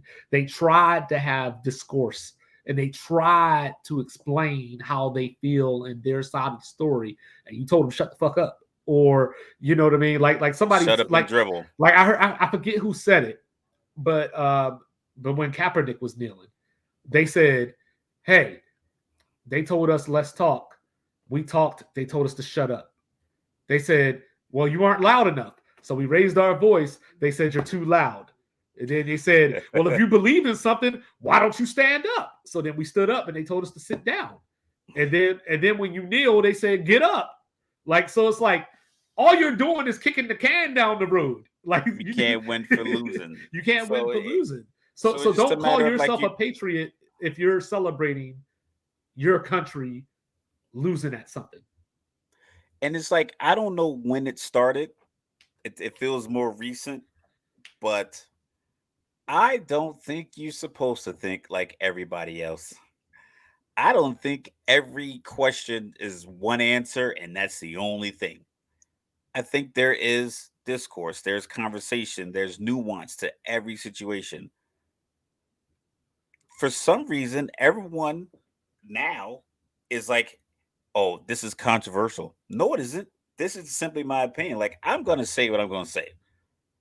And yes, I'll be respectful to you, whatever your sensitivities are, but it's only so far another person is required to go. Like it's only like if you're offended by something, that's how you feel. That's nothing to do with me. Like the way I say something, if I said fuck on this podcast and you're offended by that, that's not my problem. That is your problem. It is not my problem to solve for you. It's for you to figure out, do I want to listen to this podcast or do I want to go listen to someone who doesn't say fuck? Or why does this word bother me? Even if that's the case, none of that is my issue. I don't care why it bothers you. I don't care that it did bother you. Don't bring it to me. Like, don't bring me your problems unless you're trying to figure out if we can help each other with this. But if you simply have a singular problem, then you have a singular problem. But if you have a problem that's collective, like, yo, I need this, not like, oh, I'm just offended by this, or I think this is offensive. Okay, cool. You don't have to tune in to football. Oh, I think them talking about race is too much. You don't have to watch. It's no requirement for you to watch. If you don't want to watch it, then don't watch it. Well, And I know that's what we I we can, told we can go people. down this political rabbit hole, but it's like ultimately you're allowed to have a difference of opinion. You're allowed to feel differently, and you're allowed to discuss that. The problem is people don't know how to discuss that because the algorithm gives you everything you need. Like right now, if I looked up a video of somebody running a marathon, just like mile 5 of my marathon, mile 10 of my marathon, and I scroll up the next video, it's probably somebody else running. Boom, then it's the next video. So like if I'm only looking at what my algorithm is sending me, then I'm never gonna get a broader perspective. I'm never going to get to be able to figure out like am I in the minority? Am I in the majority? Like where what information am I missing? Am I Mhm. not am I going to have a conversation with someone? Am I going to give them good quality information? Are we going to learn through this dialogue? But if I'm only dealing with people, if I only talk to people who like this podcast and no other sports show, I'm never going to look at undisputed and think can we pick up something from that show. I'm never going to look at First Take because everybody I talk to tells me how much they like this podcast. So we're only going to do this. We're never going to branch out. We're never going to use new ideas. We won't introduce different music because, like, listen, we have this and this is what we like. No one operates like that. No one succeeds that way. So the fact that people are operating at such high levels of government, school boards, colleges is like, oh, this is the way it is. It's like, And these no, are like people with people's futures in their hands. get just completely, just it's like That's why bottlenecking progress. that's why I You're say not like you're not being progressive by cutting off people who have a different thought process than you. You got to hear it out. You got to hear it out in order to get progress. mhm. And that's where like it just saddens me because like I said, like that's we fought wars for people to be able to do these things that we dislike. And it's just like the old argument, right? Why is that on TV? Turn the channel. Like you got 800 channels on your TV.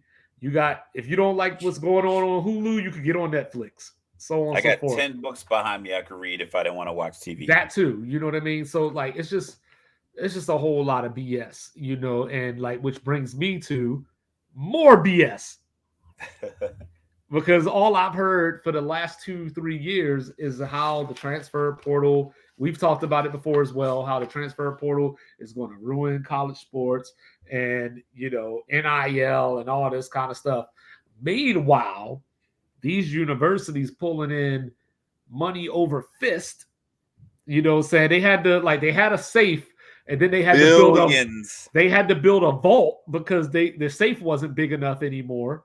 You know what I mean? But somehow, Billions of dollars. somehow, and this is another one of those public things, whereas like you'll hate on my 9 to 5 ass, you know what I mean? But this billionaire that's exploiting people and making his millions and billions off of the back of someone else's labor, Yeah, we're talking about you, Chuck.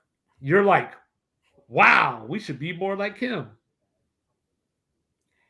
Yo, the NIL, I mean, it's just it goes back to just this self-awareness. It's just such a lack of self-awareness that I think people exhibit when they just spew this nonsense over even the coaches. Like I said, I did my get off my chest last week about Pat Narduzzi. It's Mm-hmm. like that schools are getting massive amounts of money from all the sports, and all the students are a good chunk of the students. I know what it is, maybe 80, 85%. People are leaving college with 4-year degrees that are going to probably pay them 62 to $70,000 a year, maybe, Maybe. maybe, and sitting on 120,000 to $200,000 in student loan debt. So you're good with that. All the students coming to the school pretty much leaving with student loan debt, but you're upset because USC basically poached your best wide receiver because he was going to get an NIL deal. Well, he deserves money. You're not working for free. The school is not working for free. We're about to have football next year, where here we go. Like I'm just gonna show you this ridiculous Venn diagram that I found earlier to just outline the ridiculousness of the season. So this is from in the Washington Post. The Big 12 has 16 teams. The Big 10 has 18. The SEC has Oklahoma, Texas, Alabama, Georgia, LSU, Florida, Texas A&M. Like some of the best schools in college football history are all in one conference. The ACC, they have teams like they're potentially going to try to get Oregon. Oregon's on the complete opposite coast, and the poor Stanford, you Pac-12. mean? Oh yeah, it's trying to get Stanford, but they're trying. They have 4 teams left in the Pac-12. The whole Pacific, like that whole from Oregon, from Washington State all the way down to California, they got 4 teams left. And the only reason these schools left is not for competition because they never played each other in previous years when they were in different conferences. It's not like, hey, we want to play the best of the best. No, they don't want to play the best of the best. They want to get paid like the best, i.e., Vanderbilt. Vanderbilt's probably going to go 2-10 next year, and they're going to get $60 million. and you're going to be a coach or an executive or someone who's running one of these conferences and say that kid who plays cornerback can't go to the dealership and get a charger for the school year because the NIL money is ruining college football. Meanwhile, I got 4 teams in the Pac-12. The team that won the Pac-12 the last 2 years, they left. So even the champion of the Pac-12 left. Shout out to Utah, Salt Lake City. You in the building, Rice Eccles Stadium. Shout out to Cal Winningham. But like even they left. So the money is talking to the schools. The money is talking to the conferences. But you don't want the money to whisper to the players. It's just the hypocrisy is at an all-time high with just this country. It's just like the hypocrisy of these conversations and the lack of self-awareness and the lack of foresight is just it's beyond me. Like it doesn't make any sense because if you sit down with 6 intelligent people and have a conversation, it's so well rounded, especially if people can articulate their, whatever their points of view properly. You can have a great conversation. I talk to you 2-3 hours a day, when I'm driving or even before this, we talked yesterday, we can have these conversations and not agree on everything. And we can add 2 or 3 more people into this conversation and not agree. But as soon as something gets on TV, it's like, oh, this is the way it is. And it's like a statement and that's it. And we're just supposed to be like, all right, that's cool. So I mean, it just the blind loyalty to stupidity is just blowing my mind. So the football money is obviously important because it helps fund all the other sports, Title IX, very important things. But then, it hit me of like I saw some softball players complaining about travel because like they don't travel like these football players do. They fly commercial with the layovers and all that kind of stuff. So like if you're like say Stanford, you fly to Salt Lake City, play a baseball or softball game at like 9 o'clock or whatever, gets over at around midnight or so, hopping back on a commercial plane at 5 in the morning, and then like lay over here, lay over there. Oh, you got homework too. And you probably got a project due, all this kind of stuff, like student athlete, right? So Right. so we get into all that. So now as I'm looking at these schools, like Oregon, for example, and these student athletes that don't make the revenue that football make, obviously, playing a game at Rutgers, you know what I mean? And then come back home, to play against, say, Michigan, and then you got Michigan State coming in, partnered up or whatever, so you could play them together. And then after you play the Michigan schools, you flying back to play Indiana. Yeah. It just at what point are you concerned about these student athletes that the NCAA is willing to punish? That's kind of gone at least. But if NIL is going to ruin the sport, what is this doing? Like, where's the ceiling on the money for these TV deals? Like we already got Florida State. We're talking about a university that, according to, was it 2021, the ACC schools said that after taxes, they made $23.3 million off of their TV deals. Now, contrast that with the Mountain West, San Diego State. Why were they trying to go to the Pac-12? Because that conference is only getting $4 million per school. And there's your separation of your Power 5 and your G5. But then the SEC's out here getting just about 60 million per school now.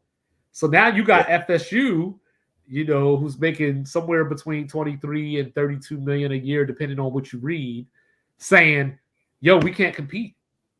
Like we're getting left in the dust. And now this battle, they're getting 20 to $30 million and they're saying they can't compete because another school's getting 60. Yeah, and now this battle is going on between Fox and ESPN. And now I can't listen to Mark Jackson and Jeff Van Gundy no more, and I get stuck with Doc Rivers. You know what I mean? Like they couldn't pay. They gotta pay Alabama. They gotta pay the SEC. So they came like, oh, we can't afford to have all these legendary voices on TV. So not only are you ruining my college football, you're ruining my overall sports experience. You're ruining my experience watching your channel. You didn't renew Bomani Jones's contract. You Stephen A. know, Smith is probably next. no, he Jalen ain't going Rose is nowhere. gone. Jalen Rose is Hey, gone.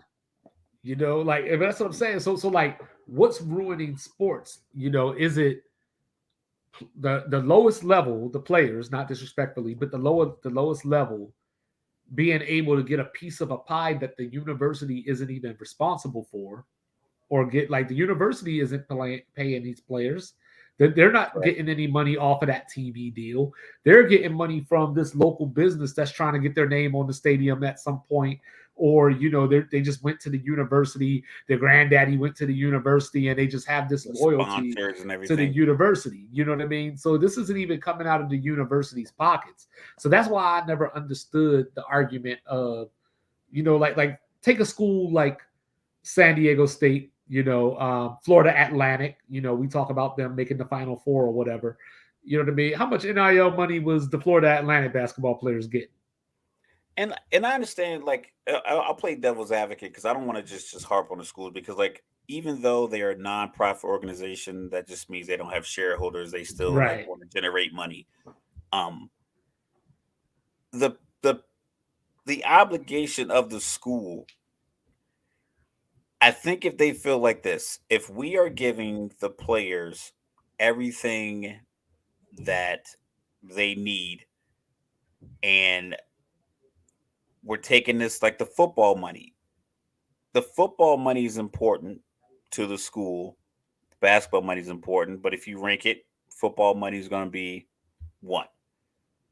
You got to take care of your biggest money maker. If you had a sales team, and one of your salesmen is always pulling in $3 million a year, and the rest are generating 250,000, when the $3 million, salesperson wants to use the company comps at a hotel in Atlantic City, or a hotel in Vegas, or a hotel in Miami, that person's probably going to get it because they generate $3 million a year versus the person who generates 250,000. But they are they can say, like, listen, we gave you guys all the same equipment to make these sales. The football team just happen to be bigger money draws. Mm-hmm. And I understand that piece. My thing is, if you understand that you are, as a school, relying on this money, then you can't, as a coach who knows the schools around on this money, as the AD who knows the schools around on this money, to then knock the player. Like, when they weren't getting paid money at all, I was just like, are you kidding me? Like, it doesn't make any sense. You're selling jerseys at the games. Yeah, there's no names on I it, know who number but 7 is. I know who 7 is for Utah. He's a starting quarterback. I know who, 15 is on Florida, and I know who wide receiver number 1 is, who's 98 speed from Virginia. Like, it's literally on there. We knew who you were talking about. And number 15, the quarterback, is left-handed. Like, we know who these guys are. So they're getting, if you're, they're getting paid. So now that they're getting their money, let them get their money, because it's not coming from the school. Yeah, okay, you might lose a player because he can get an NIL deal in Tennessee, and there's a big GMC dealership that's going to give him an SUV. Or you might lose a female gymnast because the other female gymnast down at LSU has X amount of millions of followers, and she makes as much money, and they have communicated, and she wants to go down there and learn from and be on a team with her so she can get those contacts. Like, Miami lost to the Cavander twins that were playing basketball because they were making so much NIL money. So it's gonna happen. Like, change is inevitable, but to act as if the money's not important to the player, even though all the schools are making moves for money, because, like, there's no other reason for Oklahoma to be in the SEC other than to get the $60 million. It doesn't help you get into the playoff because now you have to go through a gauntlet of other teams. It doesn't help that your Colorado is not being helped by joining the Big 12 because they were 1-11 last year in the Pac-12. They're not going to get better as a team. It doesn't help Vanderbilt to not want to say, you know what? Let's move to another conference where maybe we could be more competitive and win games, and that's how we're going to recruit players. Like, nope, we're going to get this $60 million from ESPN, and we're going to use that to send 10 scouts on the road and try to get the best 3, 4, and 5-star recruits that we can, because we got $60 million in the pot. So here's one for you, your neck of the woods. Since Rutgers joined the Big Ten, I heard this on Unnecessary Roughness earlier today. Since Rutgers joined the Big Ten, they have 13 Big Ten football wins. They have 39 losses by 20 or more in that same time frame. You know what I mean? So, like, yeah, like the competition aspect is gone. And that's where, for me, that ruins the sport, because the competition is what makes the sport. You know, like you got, especially a sport like football. You There's know, nothing to like, look forward to with college football next year at all. Like, right, realistically, there's nothing that you can be like, I can't wait for these series of games to happen, because it's just it's just it's like, what the Big Ten has 18 teams. 18 teams. Like, what am I getting? What am I getting as a college football fan? Like, what am I gonna just be happy with USC playing Ohio State at some point? Is that going to be enough? Am I gonna? Are we gonna look back on this in 2 years when we're still doing this podcast, hopefully on some big network with a bigger budget? Are we gonna look back on this like, you know what, that wasn't that bad idea? Have Oregon play Ohio State in September, or Purdue at USC? Like, maybe we'll look at it that way, because we'll just kind of see that it's just the way it is, and maybe it works out.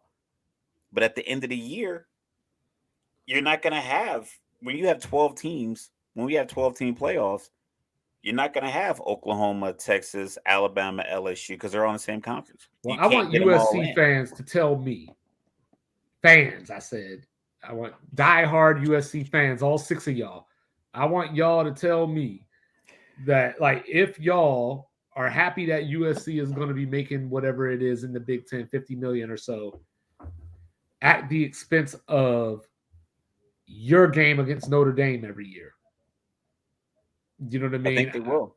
I I mean, think, but like, so like, allegedly fans make the sport.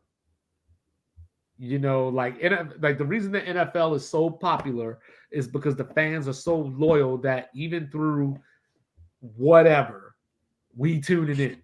You know what I mean? You give us Seattle and Jacksonville in the Super Bowl, we there. You know what yeah, I mean? Like the I'm same way I'm you, doing $10 Super Bowl squares off the yeah, rip. same way Give me you would if it five. was Cowboys and Steelers. You know, Give me same five thing. squares. You know what I mean? Whereas like, you know, in college football, are there going to be fans in mass that get turned off by some point from some of this? Okay, like I said, once again, my favorite phrase tonight, apparently playing devil's advocate. Are we the old man to get off my lawn? Is that our attitude right now? Are we not thinking? Are we not being progressive in our thinking? Because, like, No, I is think it we going to be are. worth it? Is it going to be like my only thing is this: with the 18 teams, if I don't get,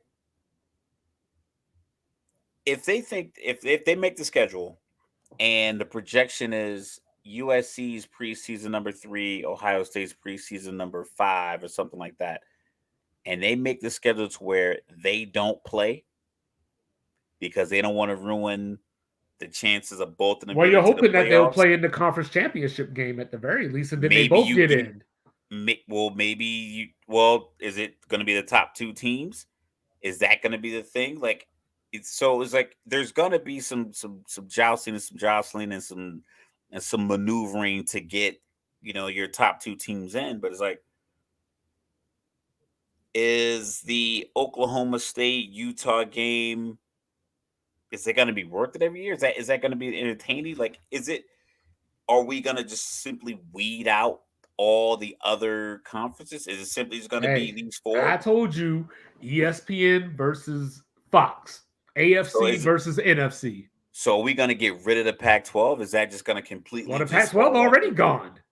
But, like, the name is still there. They just got to get 6 more teams and they can go back to be the Pac-10. But the name still exists. Like, does The that name, the work? name Because is valuable. that's a non The name is that's an valuable, but they're not organization. going to be a Power Five.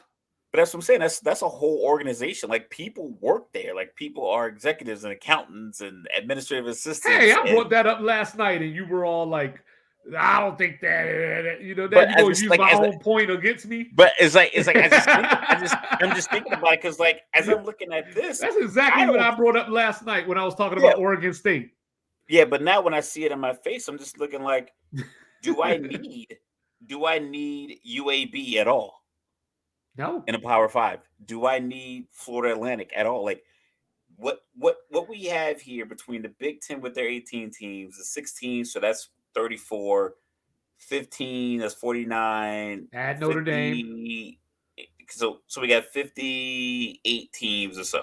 So Do I originally, I think the do number I was need 6. anything outside of these 58 I teams? think originally the number was 64 when you include Notre Dame. It was 64 or 65 originally, but now you're taking away Stanford, Cal, I'm Oregon.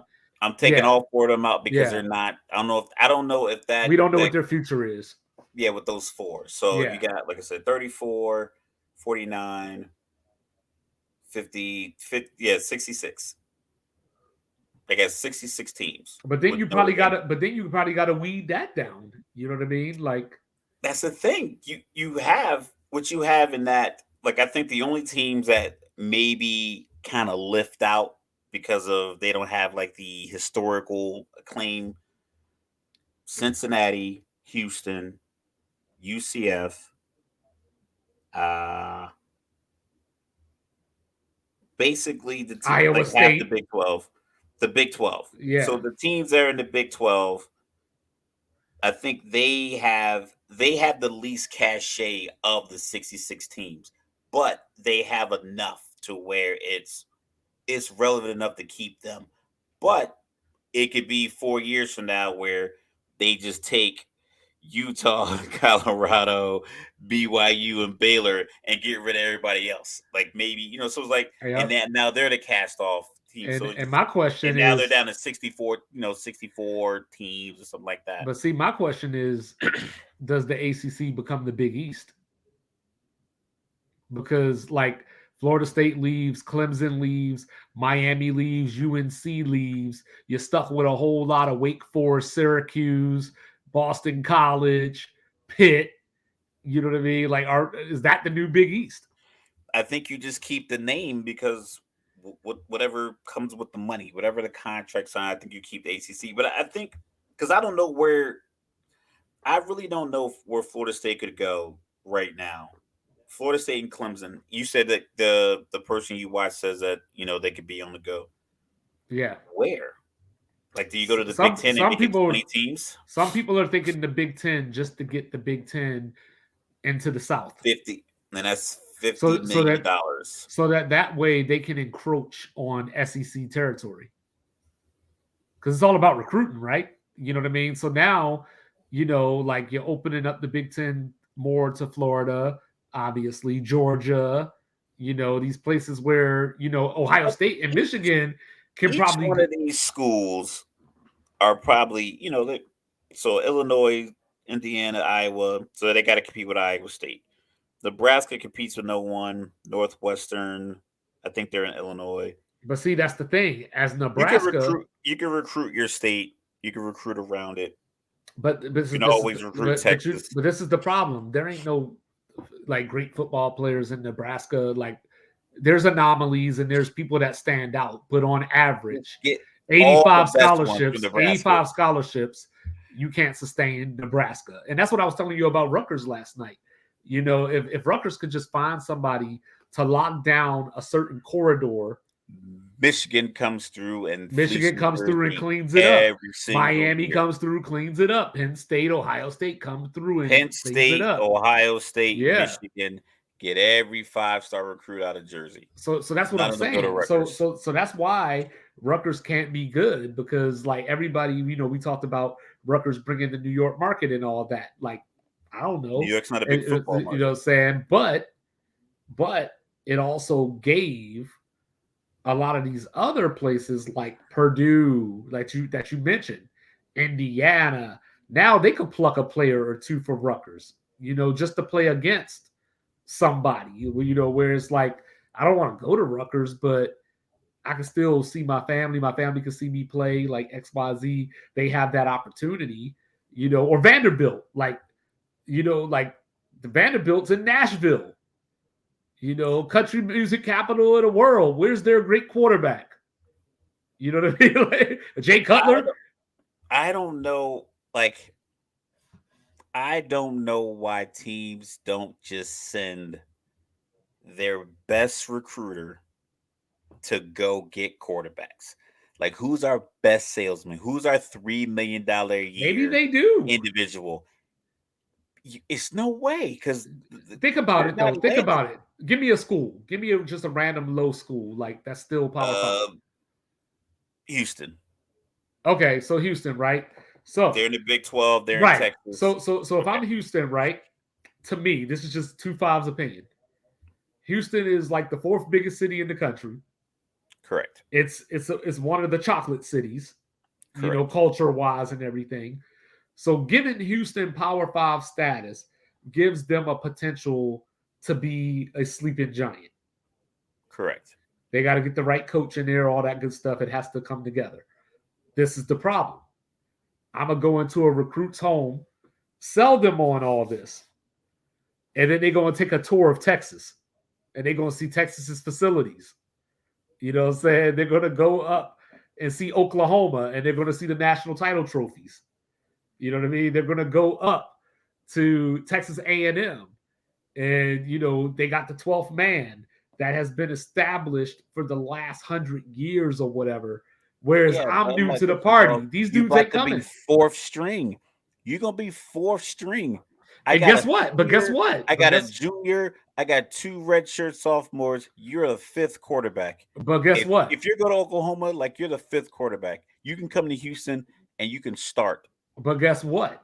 And we're gonna get the But guess GNC what? dealership to get you a UConn. But guess what? But if Texas is recruiting me, Oklahoma's recruiting me, A&M's recruiting me, Alabama might be recruiting me, Georgia might be recruiting me.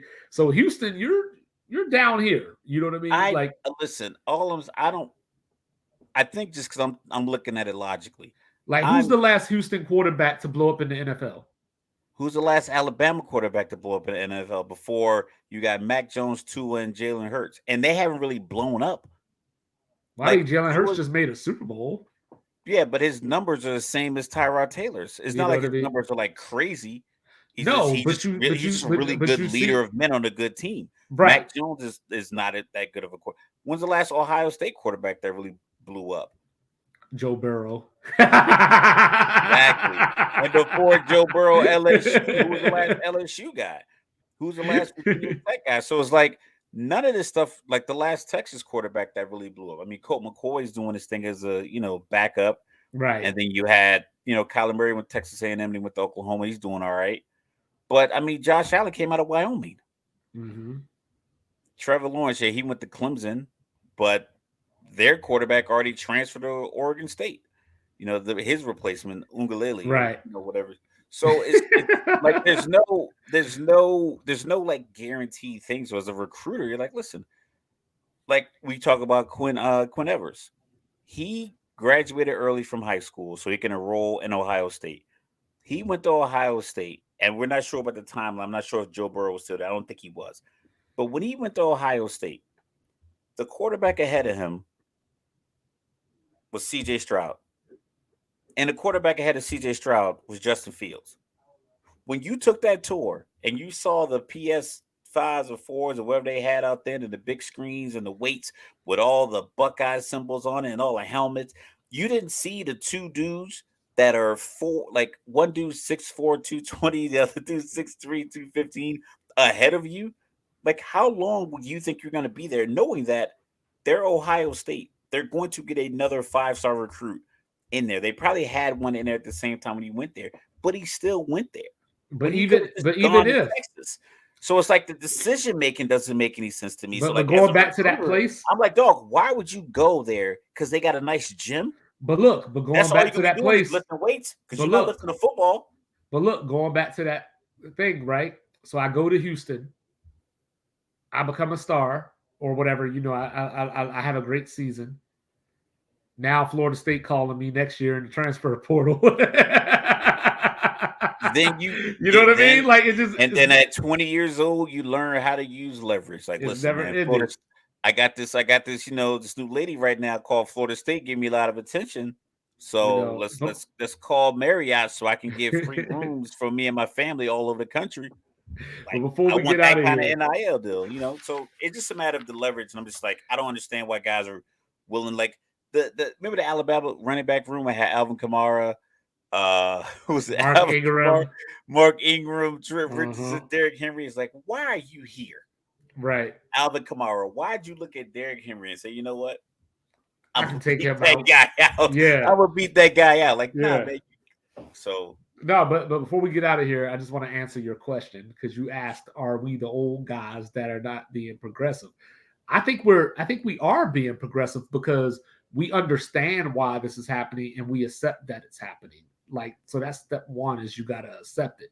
I think we're like we're not denying the value of it and why these schools are doing it. So from that standpoint, I think we've allowed ourselves to understand and educate ourselves on why this thing is happening. So we're progressive in that way.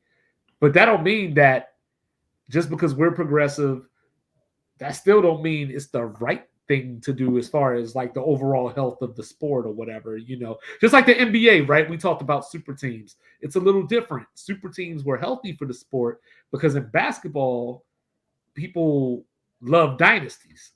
You want to correct. cheer against the dynasty, you want to cheer for the Male dynasty. dynasties. And People didn't college, like when UConn won like 100 games in a right, row. I had a right, conversation about that, which is right. weird. In college football, you want dynasties, but it has to be the right school. Like, you know what I mean? Like Bama could be a dynasty or Florida could be a Notre dynasty. Dame You know, cannot win 4 out of the next 10 national but if they championships. did, but if they did, college football, like People like those fans they would would be eat it up. outrageous. They Like would be outrageous. yeah, you know my nickname Shout for out to Notre Brent Dame, right? Bushy. You know my nickname for Notre Dame, right?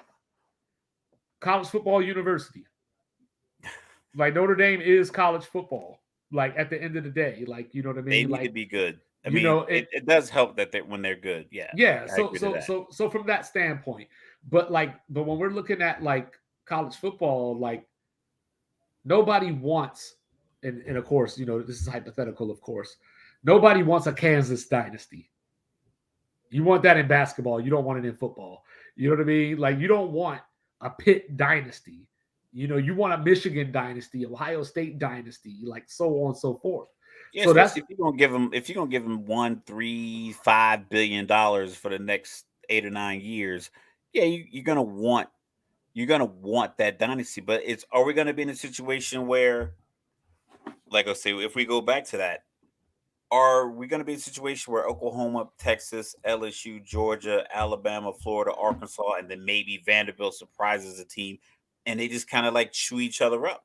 Or is our entertainment from September to well, December going to be worth it when the national championship with the 12 teams doesn't have your traditional blue bloods in it? but It I think doesn't they have will though, Michigan, because Ohio you and I State. talked about this. Like the SEC and the Big Ten are going to get the most teams in.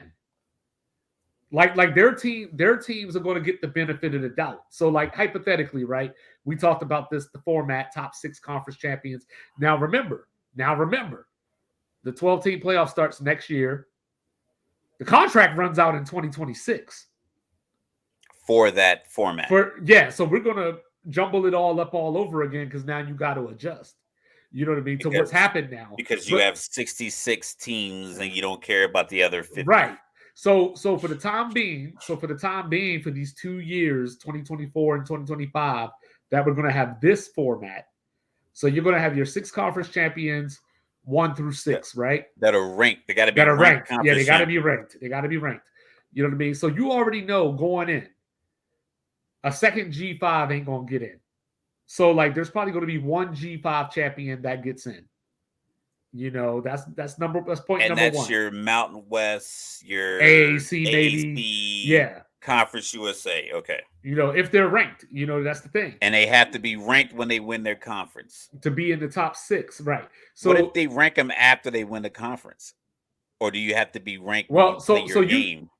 so the conference title game counts. So if you weren't ranked going into the conference title game, but then And you you get ranked win. afterwards, that counts towards the playoff. You know what I But mean? what if it's like, oh, you weren't ranked when you played your conference? So when you won your conference, you weren't ranked. No, I don't think that matters. I think you get ranked after the fact that you're a ranked It'll team. matter if they try to get Ohio State, Well, yeah, there you Oklahoma, go. and There you go, right? SC into the You know, 12. but that's my thing, right? So 12 teams. So you got your 6 champions, right? So you got 6 more spots for at large. You know, so in your scenario, well, I guess we don't need to go there because I don't know. But let's just say, you know, for the sake of argument, you know, Georgia is your SEC champion. Your remaining 6 teams. So you get your 6 automatics. Your remaining 6 is going to come out of the pot of Big 10, Big 12, SEC, and then ACC, whatever order. But more likely, SEC is going to be your top priority, then Big 10 because they seem to have the most firepower. Right. Then I'm gonna go Big 12, then ACC. Like that's where you're gonna get your remaining. So your 6 SEC, from. so your SEC might get 2 to 3.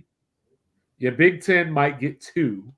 So you're at 11. And then whoever's the best second place team out of the Big 12 and ACC will probably get that next spot. So here's a scenario for One you. of them is going to get that next spot. Here's a scenario for you. You know what I mean? So you got your conference champions, just for the sake of argument, right? So you got Georgia as your SEC champion. You got Ohio State as your Big 10 champion. You got Clemson as your ACC champion. And Texas as next year that ain't going to work because Texas is going to be in the SEC. So in the Big 12, I'm trying to think who the next best team would be. I guess we'll just call it Utah or TCU. One of those two. Utah. You know what I mean? Is your 4 seed, right? Tulane's, you know, a conference champion ranked, and then Boise State is a conference champion ranked out of the Mountain West. Yeah. All right. So that's your 6, right? Now, who did Georgia beat in the SEC championship game? That team probably getting in. Yep. You know, so Bama or LSU or whatever, just for the sake of argument. Michigan probably getting in if they're good enough. Like if their only losses to Ohio State, you know, Michigan's getting in. You know what I mean? Then you got. But you got to watch out because, like, Michigan, USC travels a little bit better than Michigan. I'm getting there. So then you got USC or Penn State that might get in, or Oregon if they have a great year. Then in the SEC, you go back to the SEC. Now you still got LSU to play with. Whatever team was Florida, the third team that didn't get into the SEC title game. Yep, there you go. The third team. So we're at 1, 2, 3, 4, 5, 6, 7, 8, 9, 10. Yep. And now who's your next SEC team? Who's your next SEC team and your next Big 10 team? First, they got to be considered. If nobody meets the criteria, now you get your second Big 12 team in. Now, Clemson was your ACC champion. What's Florida State's record? Did they beat Florida State in the ACC title game? And maybe Florida State gets in. So pretty much what you're telling me is that we're going to get Georgia, Ohio State, Clemson, Utah, Tulane, Boise State, and Alabama, LSU, Michigan, Penn State, and Florida. Yeah, because remember, the Pac-12 messed this up. You know what I mean? Because originally it was supposed to be the Power 5, and that one G5 team would get in. But the way that couldn't keep their teams. But the way that it's written, it says top 6 ranked conference champions. So now you got to keep your eyes on the committee. Now you got to see. Are they going to reward Conference USA? Or are they going to put them all in a pot of 12 and re-rank them? Right. You know what I'm saying? Or are they just going to go? You're all gonna get in. All 6 of you get in, but then we rank you 1 through 12. Just like the New Year's 6, right? The New Year's 6, the highest rated G5 conference champion gets into the New Year's 6. Now, if I'm the Orange Bowl, whoever, I can still pick another 11-1 G5 team as an at-large, but I'm not going to because in that pool is your Arkansas and your Clemsons and your whoever else. So that 11-1 Tulane ain't getting in this time if I already got 12-0 Cincinnati or whatever, 11-1 Cincinnati up here. So you just Yeah. you know like it. They'll So find a way. They'll find a way.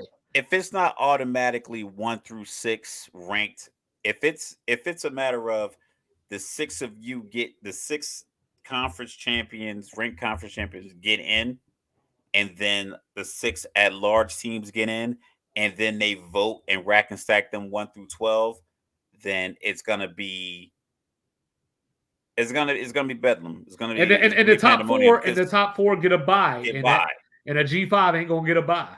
So they're gonna give 4 SEC schools 1 through 4. No, they ain't gonna do that. You know what I'm saying? But you know what I'm saying? 2 or 3. Two or three. I mean, they get 2 in every time. So it's like, I think what it is like, listen, we're gonna give you all these matchups all year long. You're gonna get potentially SC versus Michigan in October. You're gonna get Washington versus Wisconsin. You're gonna get Utah versus Cincinnati. You're gonna get Houston versus TCU. You're gonna get your Florida versus Texas matchup. We're gonna give you all of these matchups all year long, and then we're gonna give you the playoffs. As we talk through it, I feel bad for the conferences that are basically just being lifted out. Right. But as a fan that wants to see the best of the best, USC play Michigan week 1, I think it might. It's greedy. Well, I'm interested to see if the Big But I Ten. think if it works, people will care less about the greed because it's going to be entertaining. Right, and that's how football gets us every time. If the big house is 100, I think it's like 107,000 people or somewhere crazy like that. If they can get 40,000 USC fans with that burgundy with the maize and blue, I think that in of itself is going to make people forget how greedy the process was to make it. But I think potentially the entertainment. That's if they keep the structure. If they keep it to where, listen, I'm getting Oregon versus Iowa, or Michigan versus UCLA. I think people are being. I think people come on board. Yeah, they'll come on board. Like I said, because I think the problem is the matchups we weren't getting in the championship game was like really upsetting people. It's like we're not getting any good matchups throughout the year. The only problem is if we do get to that point of AFC, NFC, what do you do with all this alumni of the schools that aren't a part of the club anymore? They're gonna have to just they gotta get one of their tech billionaires, because every college probably has at least. No, I'm just saying those are the people that you probably lose, which are like boosters and people that like donate all that money. Those are the people that people still want to be close to a winner. If you're winning, people still want to be close. No, but I'm saying, but what do you do? So if we end up in this like era of like 32 teams or whatever, and Fox and ESPN jostling for position, yeah. But then like you're a Pitt alumni. Like, is there a second tier of college football now? So right now we got FBS and FCS. So are we going to have like FBS, FBBS, or whatever in the middle? And like a minor league champion. Yeah, is that going to have a following? And then still FCS or whatever. Like, is it going to be worth it? It'll be worth it to those people. But now is the regular Joe Blow going to watch Pitt against Virginia Tech now? I mean, if it's on ESPN, I don't think you need a separate championship, because I don't think everybody was really. I don't think every school was in position to even win championships. But if you're not included, you got to have something, or people are just playing just to play.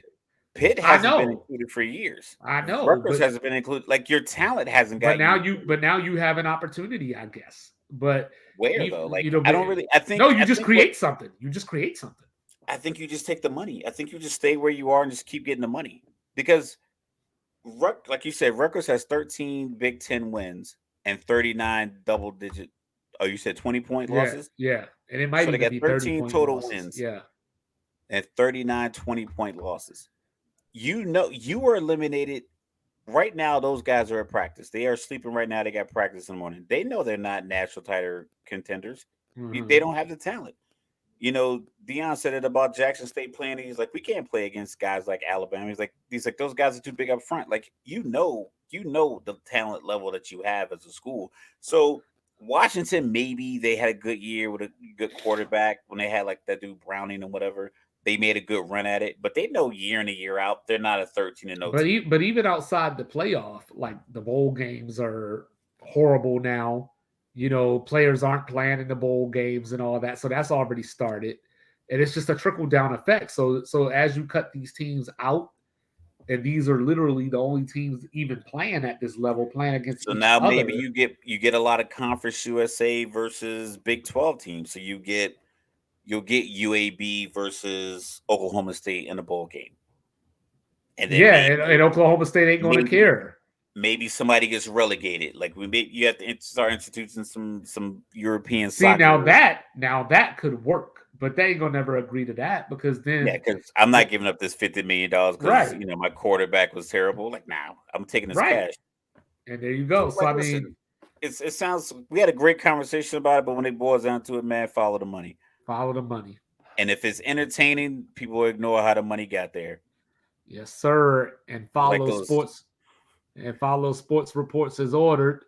Facebook, Instagram, Twitter, YouTube, all of it. Like, review, subscribe. It's all free. Me and Mr. Logical are here for you. We are not scamming you. Yeah, we're not scammers. You know what I'm saying? So whoever posted that, you eat shit. Listen, Kenneth, we're not scamming you. All right, Chuck, we're not scamming you. Yeah, I remember your names. Doesn't make any sense, man. Like you got your little restaurant down there in Miami, established since 1961.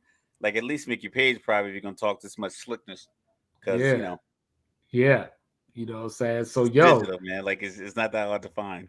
So we got the NFC West left before we hit the AFC. So preview season is here. We got some more previews coming for you in the near future.